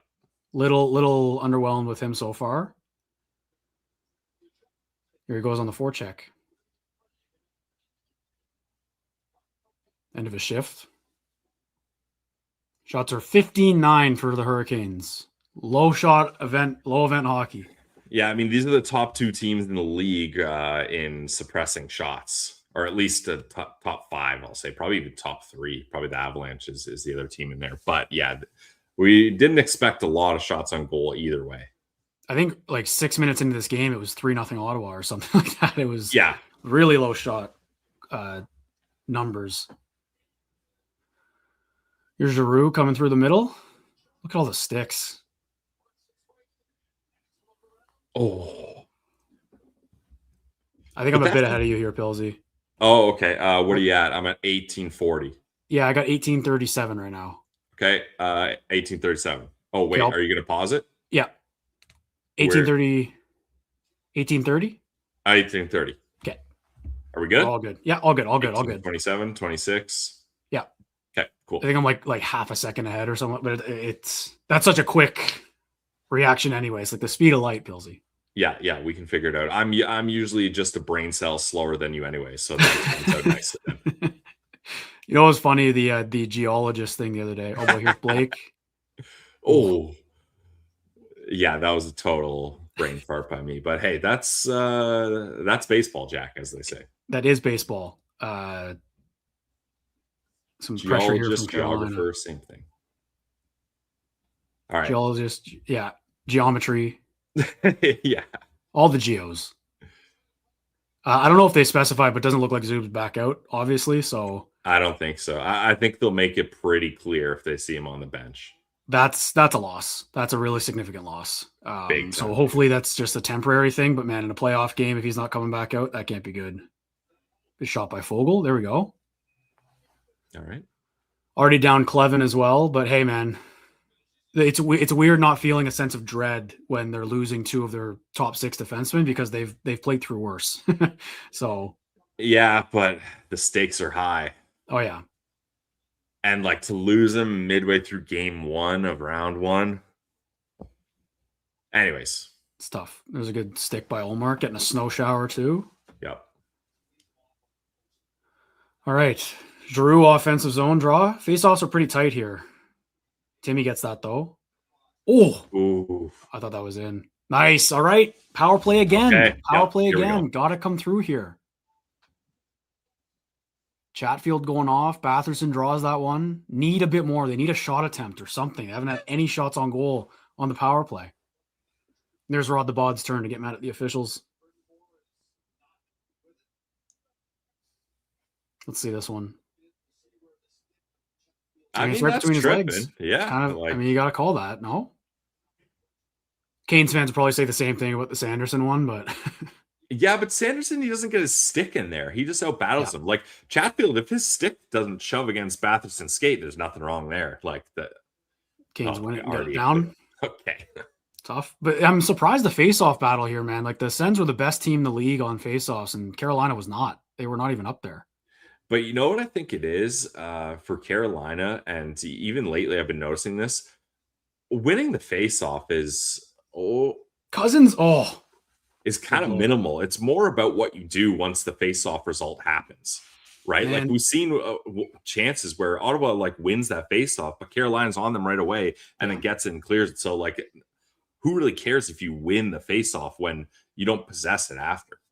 2 quick looks at the net here for the top unit. I like that. Good shot there by Cousins, but it missed. And then look at this for Batherson. Yeah, see, that's what you got to do. Batherson's right there. Yeah. Do you like the tip there? I know it's an instinct thing, but he's all alone. Like I would have liked maybe stopping it. And no, I think that's such a quick thing, and I like the effort there. Shot just had to be a bit harder, I think, from Sanderson, but that's good. Good start to this power play. Good first 30 seconds. I like that.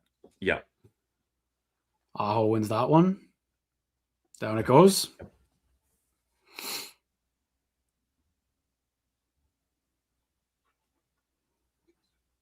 Big spot here in the third period.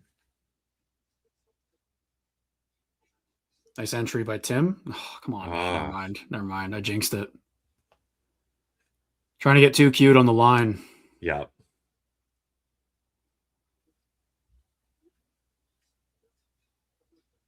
It's definitely frustrating when it doesn't work. Here we go. Nice play. Yep. Get it over. Oh, couldn't find the handle. I wish Brady left that for Timmy. Yeah. Oh, what a pass. Oh, it's there. Oh, my God. Oh, he said it's in. Brady thought that was in. Brady's saying it's in. They're celebrating. What's the ref saying? He hasn't made a signal yet. He hasn't made a signal. Oh, my God. That's got to be in. I always say it, Jack. You got to trust the player's initial instinct reaction, and Brady was saying that was in right away. You got to trust the players there. But I didn't they're going to review it anyway, so. But I didn't see the ref indicate goal or no goal. I know. There it is. I don't know, man. Wait, did they say call on the ice as a goal? I didn't hear. I don't know. Yeah, we need you on the comms here. Oh, that's going to be tough. Tkachuk was so close. One save. Oh, I don't think that went in. Oh, I was just going to say, I think that went in. You think? Man. I think it might have, but how are you going to decide that? Man, but the ref's got to make a call on the ice, no? Yeah, I don't know. For to have conclusive evidence of something? Chat's saying that's a goal. It looks like it's behind the goal, so I'm putting it away now because they're probably going to get it before us there. But this is one that they're not going to get wrong. Like it's in or it's not. This is not a.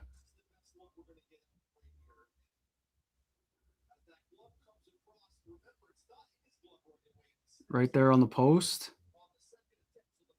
Is it in the glove there? But I think it's right on the line. I think it's in the glove there, and you're not going to be able to see that. I don't think that's in, man. I don't think that's in. I think it is, but I don't think they're going to be able to 100% conclusively tell. I don't think that's a goal. That's tough. What a chance. No goal. Yeah. Tough, man. What a save by Anderson. Massive save. Massive. Two huge saves on the post there. Wow. That's tough. That feels like dagger. But, hey, man, great chances for the power play. That was great. And they get a rest here. Top unit can stay out. You still got 46 seconds here. You get a little bit of momentum being like, we were right there. We had it. Yeah, that was so close. Two great looks for Drake Batherson. Awesome saves by Anderson. 46 seconds left on the power play, though. Tons of time. And Stahl takes it out.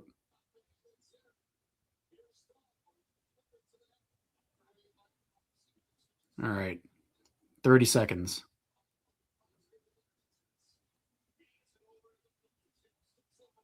Good stuff by Timmy. Oh, Batherson. Brady, no way. How do you not score there? Another Anderson's great literally one. down and out. Okay, easy, boys. How'd that stay out? Oh my God, man.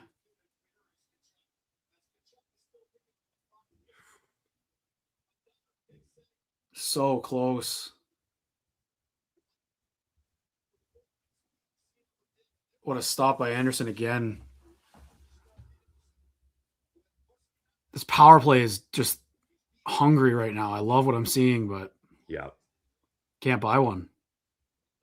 Look at this passing. Oh, he fell too. I mean, that feels a little bit abusive to Tkachuk.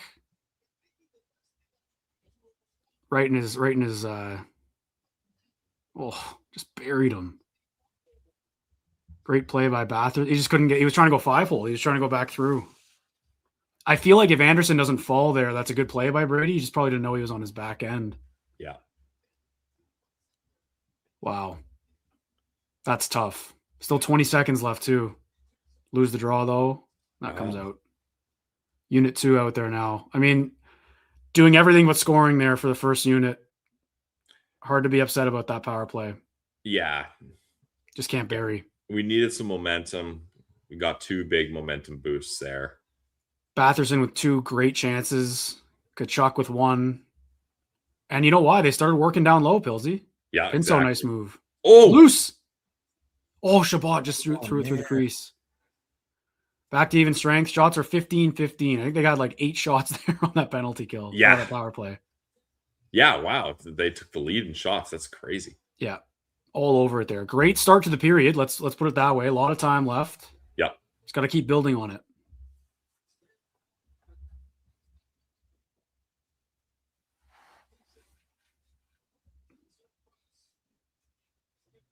Comes Hall. Walmart's got it. No, we're good. We're good. Getting a bit feisty. Oh, I can't believe they didn't score there, man. That's Pinto even generates a good look here too. I want to see this again. Look at the hands. And the rebound's right there. Yeah, I said they weren't testing Anderson, but they just did there in the last few minutes. Oh, that was loose. Yeah. That was they got really lucky loose. with the call there.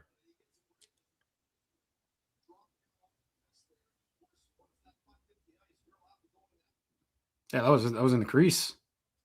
Greg's there though. All right, D-zone draw.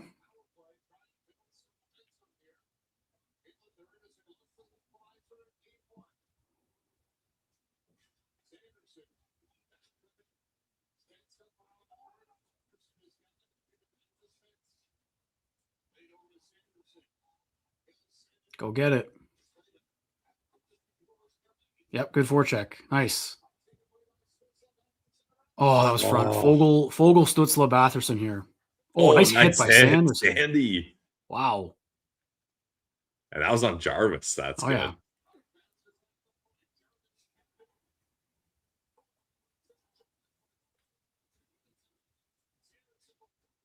Here we go. Vogel. Let's go. Oh, shot for the rebound there. Yeah. That's a nice play by Anderson. Yeah. That was a good play by Anderson, though, directing that out. Definitely. All right, man. They just give Carolina 3 shots there. Did you notice that? I don't know what's going on. Shot clock is bothering me in this game. Oh, my God. Just off the post. That was right there. Right there. Man, I'm optimistic, though. That's a really good start to the period. I'll just put it that way. They need 1 goal. Well, get me 1, and they had some chances. It would have been nice to cash in, but they're pushing. They're pushing at even strength, too. Yeah, they're looking so much better. Yeah, that's big. I just can't believe Tkachuk, man. The second one after the Batherson opportunities, like that was right there for them. Tough.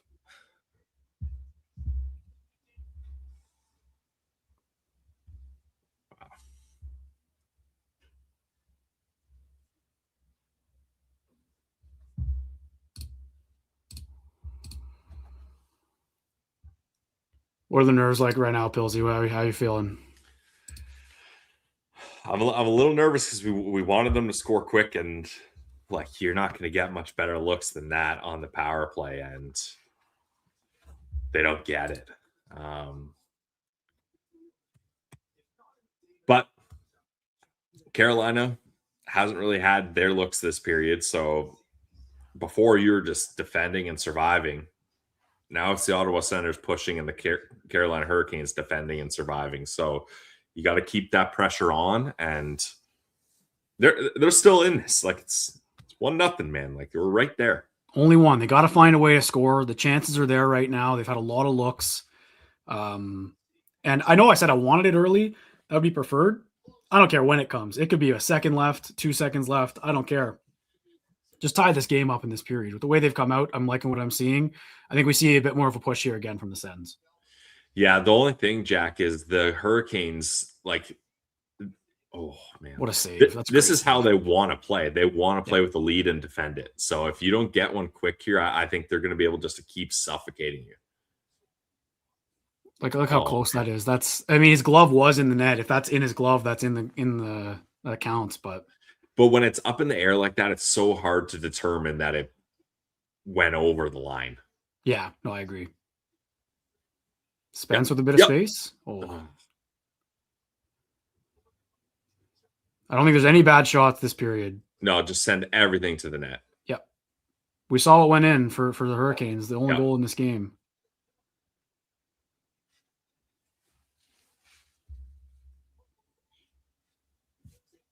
Oh, and there's a pinch. Oh, boy. Get back. Oh, nice save. Nice save. We'll take that. So that's a pinch by Sanderson, and then they give up an odd man rush for it. So just got to watch that because they're going to be a bit more aggressive pushing for a goal.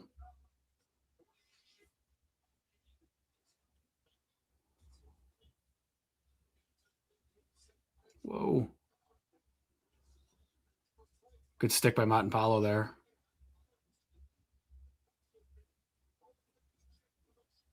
Oh, is that in? Yeah, Where is it? That was in. Yeah. Oh, come on. That's another bad one on Linus, I think. That one bounces up. I don't know. Stankoven again.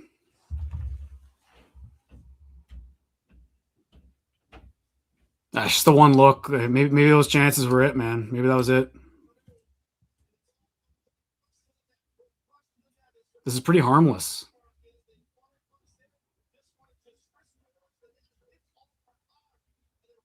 I mean,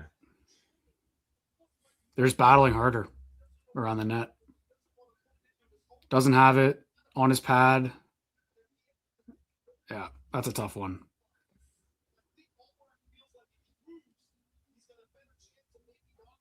Oh, I was just in the crease. Just didn't know where it was. He didn't know where it was. Yeah. That's a tough one to give up. That's a tough one for me. Need a save there.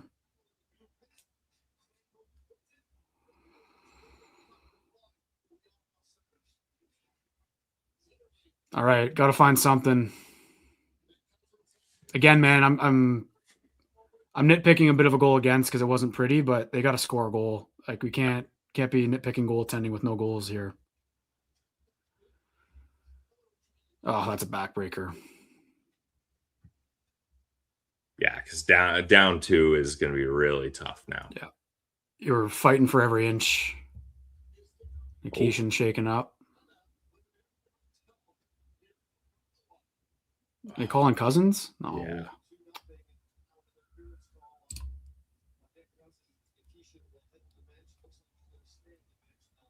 That's the last thing they needed. Yeah. For what? How did that happen? Did he get a stick up in there?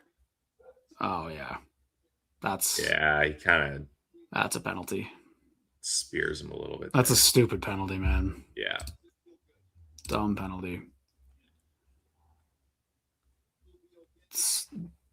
Stick right in the you know what area. And I mean, goes without saying, they got to kill this. Yeah. For any sort of hope.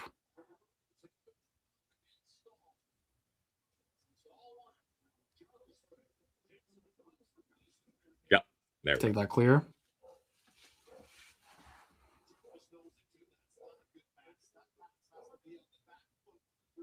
It just sucks. Those chances, man, they had them. They had so many good looks on that power play and nothing. And then it's the classic in hockey. You don't bury your chances at one end and then the next one goes in.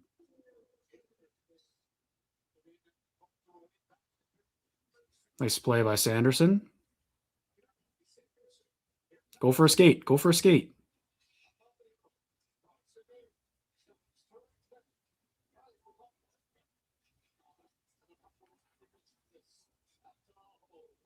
Oh. Looked offside. That was weird.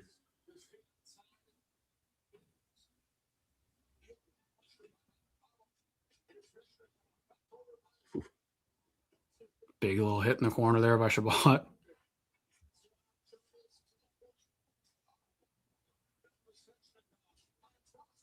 Oh. All right. Not a bad kill so far. Yeah. Not terrible. Not terrible. Took the wind out of our sails there, Pillsy, that Big goal time. against, but just got to find some kind of offense. It's tough when you haven't scored all game. It's tough when you got a goose egg there. Yeah.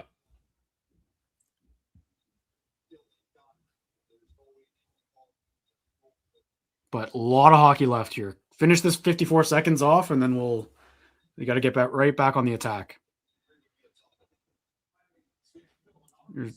The second unit.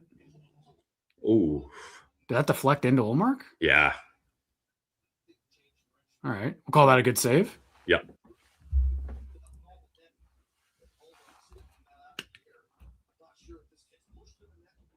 Oh.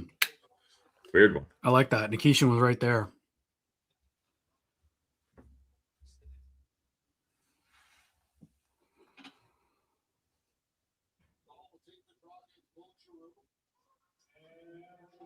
Good face-off win.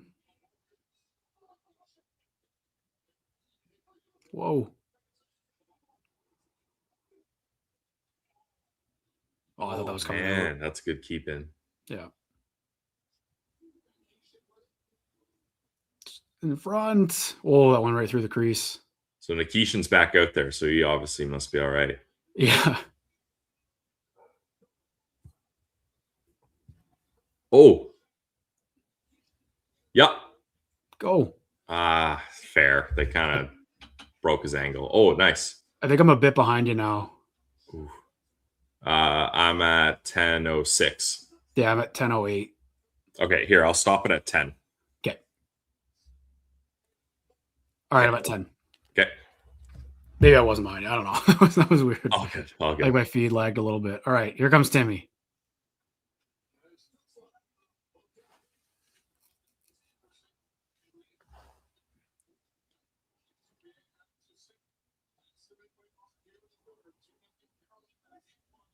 Olmark's got that. 9:40 to go, down 2. Big insurance goal there for the Hurricanes after Sens were pushing, but got to still find more. Got to find something. Yeah. Both by Stankoven. That line's been the only, I honestly think the only effective line right now for the Hurricanes, but it's mattered because they've scored. I don't know what you do differently on those goals. Like they just don't win the battle in front of the net and it goes in. Yeah. Yeah. It's not like they're like massive breakdowns or anything. So, No. Yeah, but I'm with you. That's the line I'm really noticing. Like I really thought that Svechnikov, Aho, Jarvis line would be dominating. And not to say they're not playing well, but I've noticed the Stankoven line a bunch more. Obviously, they got 2 goals. Yeah, that small skill is working, man. Blake has been making plays all over the ice, and Stankoven obviously getting both goals. Taylor Hall's been effective. So they don't really have an answer for those guys right now. But again, man, they were pushing right before. That power play was great. The chances after, Pinto had a great look. And then they have one little sag and a bad bounce, and Olmark doesn't really track it, and then it's in the back of the net. But have to find a way to score a goal to win games in the playoffs, especially. And you'll take 2 goals against so far, basically against one of the second highest scoring team in the league, the Carolina Hurricanes. They were second in goals for, and 2 goals at this point in the game. You'd think they're in decent shape, but they just can't find a way to Solve Anderson or the defense in the other end. Yeah. I don't know how they're gonna break through here, honestly. Like, it's, you got to give a lot of credit to Carolina. They're doing a really good job holding off, and they're used to playing with the lead, so Sens have to work it out for them here. That save was crazy by Anderson. That's a really nice save. I mean, that's a crazy, like, obviously you want Ullmark having that to start with, but I think that hits the corner of the net, drops down on his leg. Super weird play. Super weird play. But I'm not doing a DJ Smith chalking this up to bounces so far either. Like, the Sens just haven't bared down on their looks, and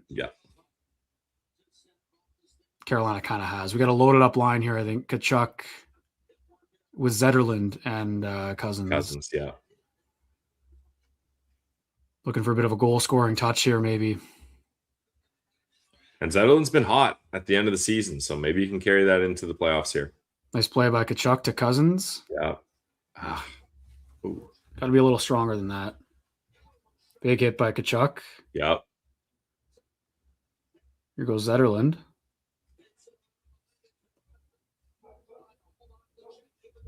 There we go. Oh, I like that play by Cousins. I like just shooting. Oh. That's such a bad, like, stick breaks. It's an automatic penalty every time. The premise of that is so stupid, man. The sticks break so easily. These sticks are made of glass. They're made of plastic. So easy. Made of plastic. Like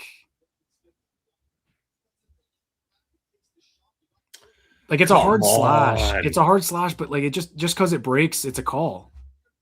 It's brutal. Yeah, he's just coming down hard there. Like, that should not be a penalty.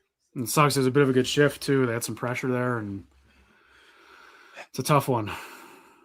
Battling for a puck, and Walker's stick explodes.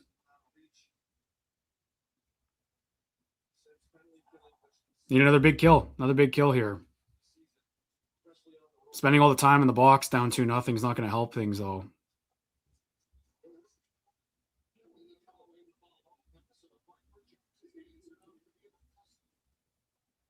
Nice. Great read. Go. It's a good play by Giroux, though. Yeah.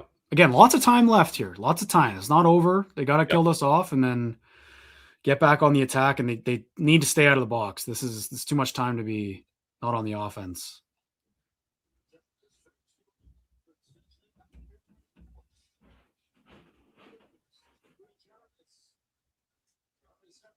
Gostisbehere. Nice play, Great Timmy. Play. Good stuff. Yep. Here you go, Pinto. Yeah, join go. him. You got three. No way, that's man. gonna get no called. way. Yeah, I mean, he high sticked him there. Like, that one you can't argue with. Are you effed? Pinto says. I mean, if he gets him, it's a penalty. He got him. Yeah. Yeah, like that. I mean, puck's nowhere near either. It's hard to complain about that one. Yeah.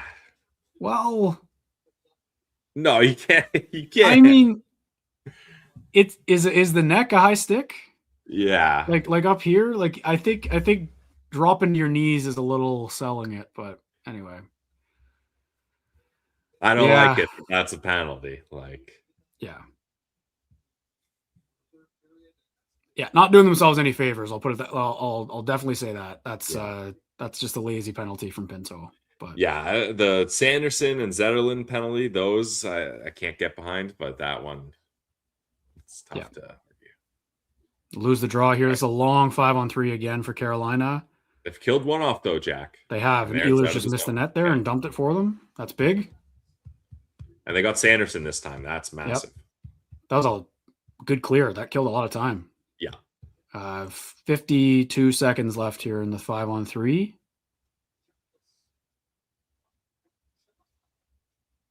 Here's Svechnikov. Ullmark save. Good stop. A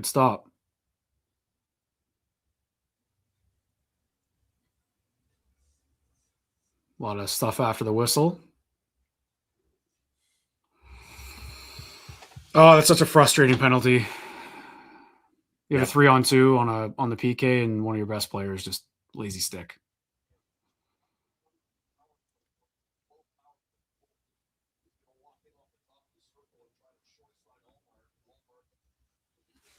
All right, 43 seconds. Big face off here.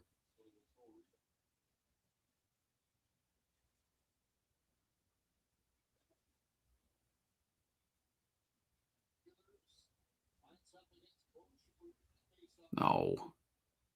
Kicking Giroux out. Defenseman's got to take it now. Who's taking it? Sanderson? Sanderson on the draw. Oh my God. God. He can do everything, can't he? Let's see this.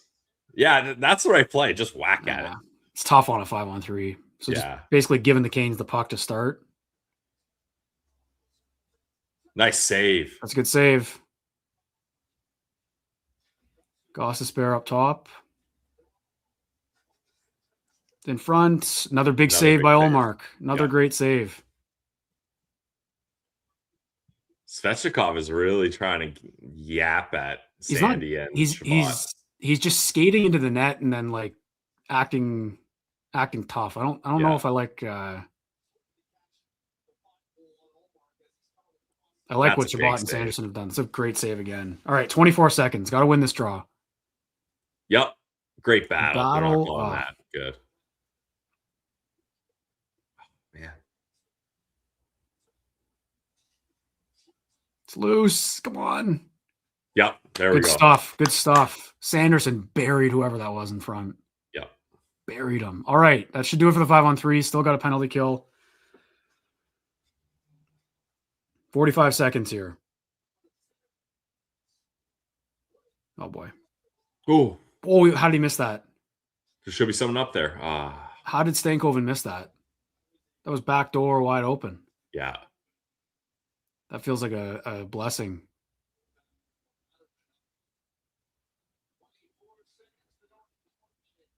$20 seconds to go. Good stick by Spence. Uh-oh.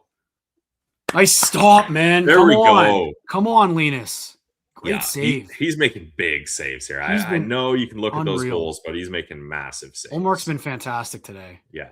Look at these. He's battling. Sanderson just buried Svechnikov, too. Oh, he just missed him. What a save. Great stop. He's been unreal today. Unreal game from Ullmark. Got to give him some support here. Give him something. Yeah. Finish this off. 10 seconds to go.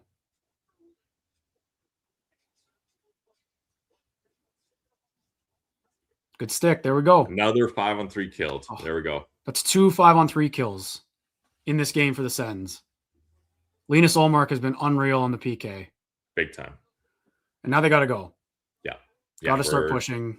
We're running out of time here. Pinto falls. Stankoven. Stop. All right.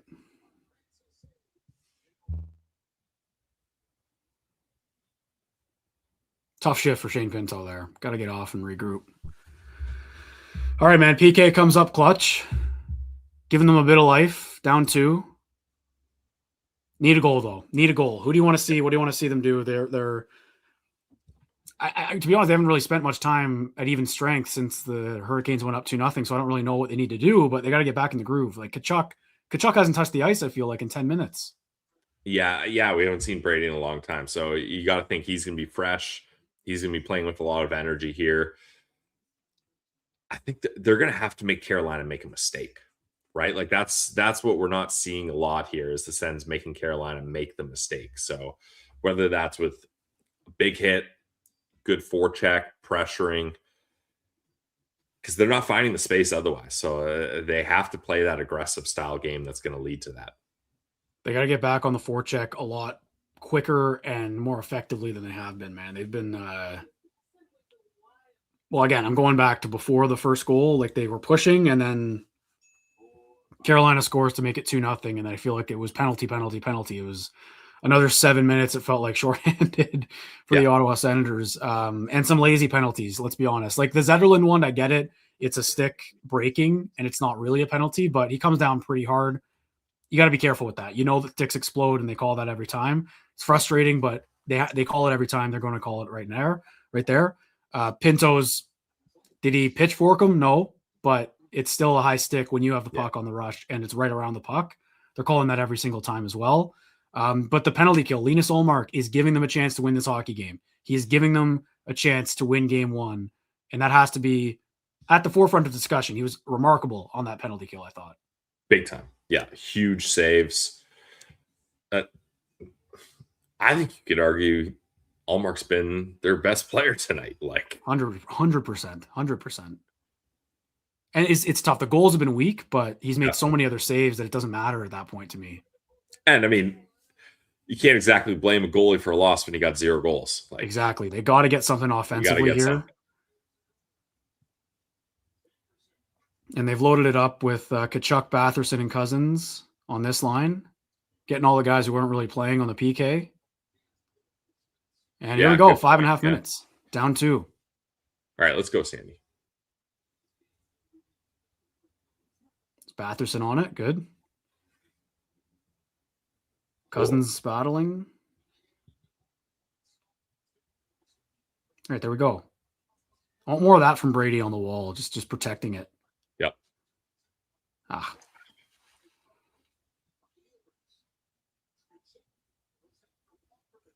That go out? Yeah. That was weird. Good stick by Ullmark, though. Yeah. Brady yapping. Again, this is a series. This is not like you're seeing these guys in 2 nights. You're seeing them for a week straight at least. You can see Tkachuk going at Walker there. I don't know if that's a battle Sean Walker wants to pick. I don't know what they're talking about, though. Let's see. Oh, Brady gives him a good whack there. Oh. No, I don't know if I'm Walker. I'd be pissed about that, too. Well, I would be, but like, that was a late reaction, and he's trying to sell something there. Yeah. I think that's what Brady's letting him know, but probably in a bit more colorful language that we can't say here on the program. Definitely. All right, puck comes out. This is all the Canes are going to do, just dump in. Yeah.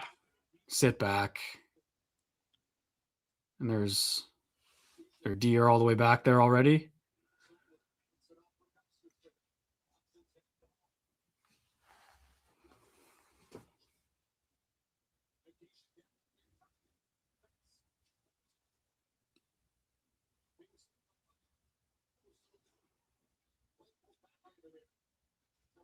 Oh, Shabbat just took a big hit again. He's been getting run. Yep.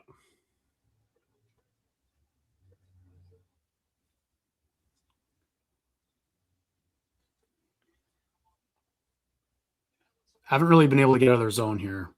Sanderson bobbles. Oh. Him and Svechnikov have been going at it. Yeah, that's going to be something to watch. Yeah.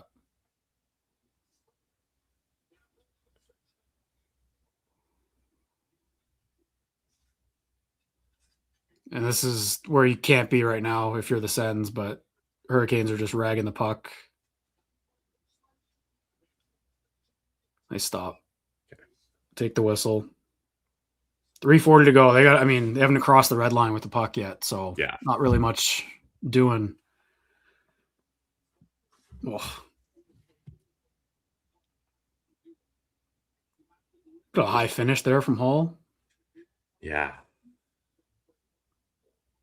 But they've been physical, man. The Sens have been on their heels when it comes to physicality. That's something I want to see improve for game 2 no matter what happens here. Like, look at that. 54 hits, for God's sake. Crazy. Got to match that physicality on Monday.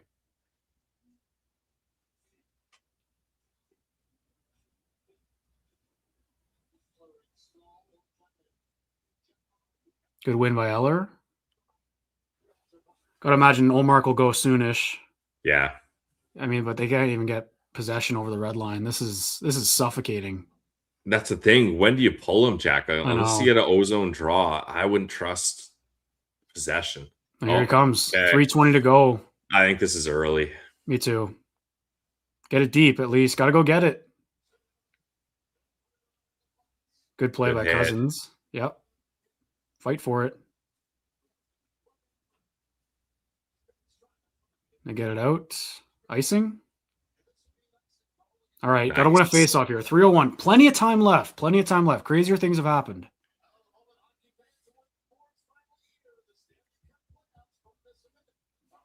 Got the big dogs out there now.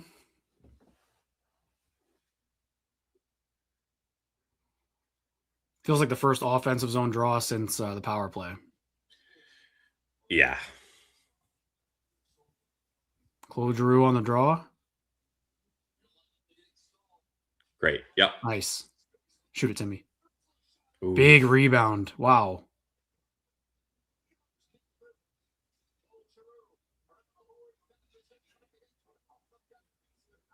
Good play by Cousins. Yep. Nice. Get over to Giroux. Oh, just couldn't get a handle on it. That went out. That went out. That went out. Is that a penalty? Yep. Yeah, they're calling that. Okay. Okay, man. Come on. Here we go. This is it. Chatfield with another penalty. We got to get this. 2:35 left. Sends to the power play, down 2. Another puck over the glass penalty. The last power play was humming. 6-on-4. Yeah, that's clear out. Let's straight go. out. It's the second unforced error by the Hurricanes. What a massive chance here. Oh, my God. Just to get the one. Just to get one, obviously, right? They need 2, so power play's got another opportunity here. 6-on-4. Whew, here we go. This is it. Drew wins it.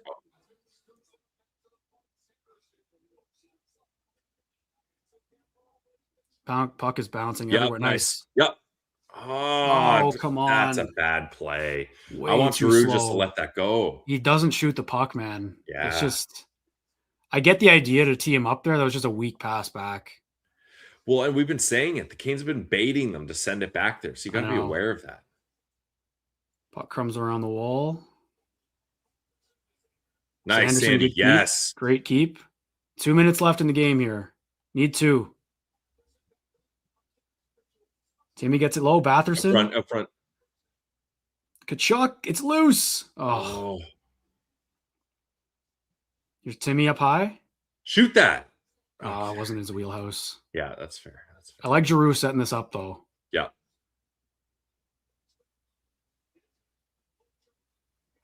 Batherson low. Need a shot here. Yeah. Yep. Shoot that, Timmy. It's blocked. No way. Oh. Get to Timmy. Oh.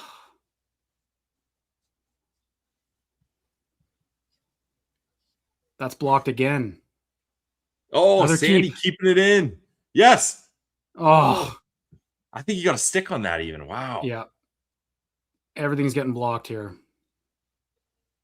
This is good pressure, though. These Great Canes pressure. players are gassed. 1 minute left.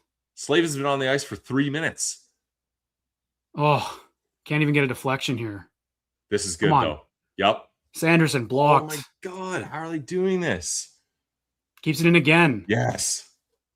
Giroux stopped. Oh. That's unreal, man. That was like 7 block shots. I mean, just couldn't. You can't really blame the Sens there. That was They couldn't find good. a lane. They couldn't find a lane.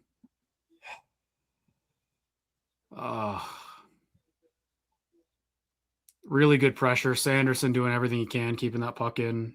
Sandy had like 3 keep-ins. Man. Wow. Anderson's looked good, but they haven't tested him enough for me to. But that's the thing, Jack. The Carolina Hurricanes play that style of game, and we see the Sens play it. They don't need their goalie to be a Vezina caliber guy. They just need him to make a couple big saves and be steady, and they can have success. And that's like Anderson's made the 2-3 big saves he's had to make, and that's it.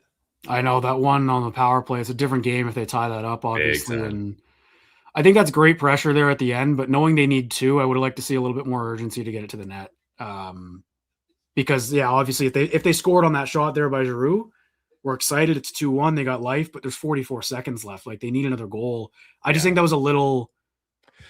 I don't know. I feel like they had the urgency. Like how many of those pucks get blocked? A lock got blocked, but I think just trying to passing it up high with Timmy and Sanderson and Giroux and pump faking and then setting up one-timers is like I wanted a bit more. Like get to the net. Like go crash to the net. Get a dirty one like Carolina scored on their second one. And there's just none of that. I didn't like how did they get the chances for that those Batherson and Kachuk looks? It was going to the net. Yeah. low, and obviously you take what they give you, but that's a frustrating game. Need a miracle here. It's blocked. That's going to do it.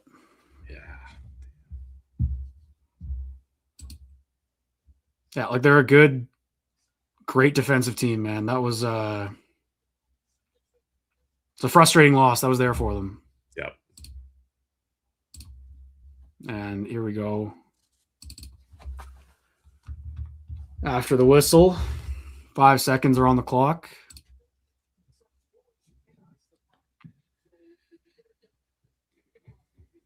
Yeah, I'm obviously not going doom and gloom. It's just a frustrating loss when it feels like they played well enough defensively to win that game for the most part, I think. And I think wasting a performance like that from Ullmark is unfortunate. I know he lets in the 2, and they were probably the first one, especially, you want back. Second one, I wanted him to look a little bit better on, but it's a bounce. And then they just don't score. This is going to be a chippy series. I think so too, yeah. Yeah. Watching all this. Yeah, the first time meeting in the playoffs, but this is going to get heated. It really is, yeah. 8.3 seconds left. And look, glass half full approach for me here, Pilsy, right out of the gates here. Obviously, we knew this going in, but I think this proves again they can hang with this team. I was not overwhelmed by the Hurricanes in this game, and I think they played pretty well, to be honest. I don't think that's who's that, Gilbert? All right, yeah, we just got to wrap this up here. Yeah. Let's get off the ice. Let's go to Monday. Let's get to Monday. All right. Hurricanes win 2-0. A grudge match defensively. It felt like at times for both teams. Hurricanes get the best of them. It's really that one line coming through, and Sens just couldn't bear their chances. That's how that game needs to be summed up, in my opinion. Didn't have enough finish around the net, and Sens lose 2-0. Don't score a goal in game 1, but what are your initial thoughts here, Pilsy, before we wrap up the game 1 live watch party? Disappointing for sure, but you knew this is the style of game the Carolina Hurricanes are going to play. You knew you couldn't really have any mistakes. That first goal by Ullmark is a mistake, and the Carolina Hurricanes shut things down from that. But, I mean, to have some positives here, Jack, killing 2 long 5-on-3s up against one of the best power plays in the league, that's not nothing. Like, that's massive. You can take that momentum with you. And I don't know. Obviously, it sounds like loser talk, but I genuinely believe this. Game 1 is not that big of a deal. Because, like, game 1, there's only one result. One team's up 1-0. Like, like that dynamics can't really be that stretched or magnified or anything. Carolina's the home team. They got the first one. Now you go to game 2, and you have to get the split here. So I'm not panicking. I'm disappointed, but I'm not panicking. Yeah, I'm right there with you. And again, we'll save some thoughts for the postcast, which you will be on, and we'll figure out our thoughts beyond that. But I just think right out of the gates, it's a game that was there for them. The goal was to get the split. I liked what I saw for a lot of that game. And again, like I said, I think they can skate with them. Tons of positives. The penalty kill was excellent, led by Linus Ullmark, who I think that play from him was so encouraging. He was great today, and I want to get into that more, even though they lost that game. I thought he was fantastic. So great game from Ullmark, lets in 2 goals, but no finish around the net for the Ottawa Senators. They lose 2-0 to the Carolina Hurricanes in game 1 to kick off the playoffs. That is going to be a tight defensive matchup. All series, game 2 goes Monday. Stay tuned for the postcast, everyone. We'll have that for you live on YouTube shortly. Don't go anywhere. It'll kick you right here when we end the stream. Appreciate everyone joining in, and we'll see what happens Monday. Pilsy, thanks for joining me for the final little bit of the game. And go Sens, go, folks. Looking forward to seeing everyone in the postcast.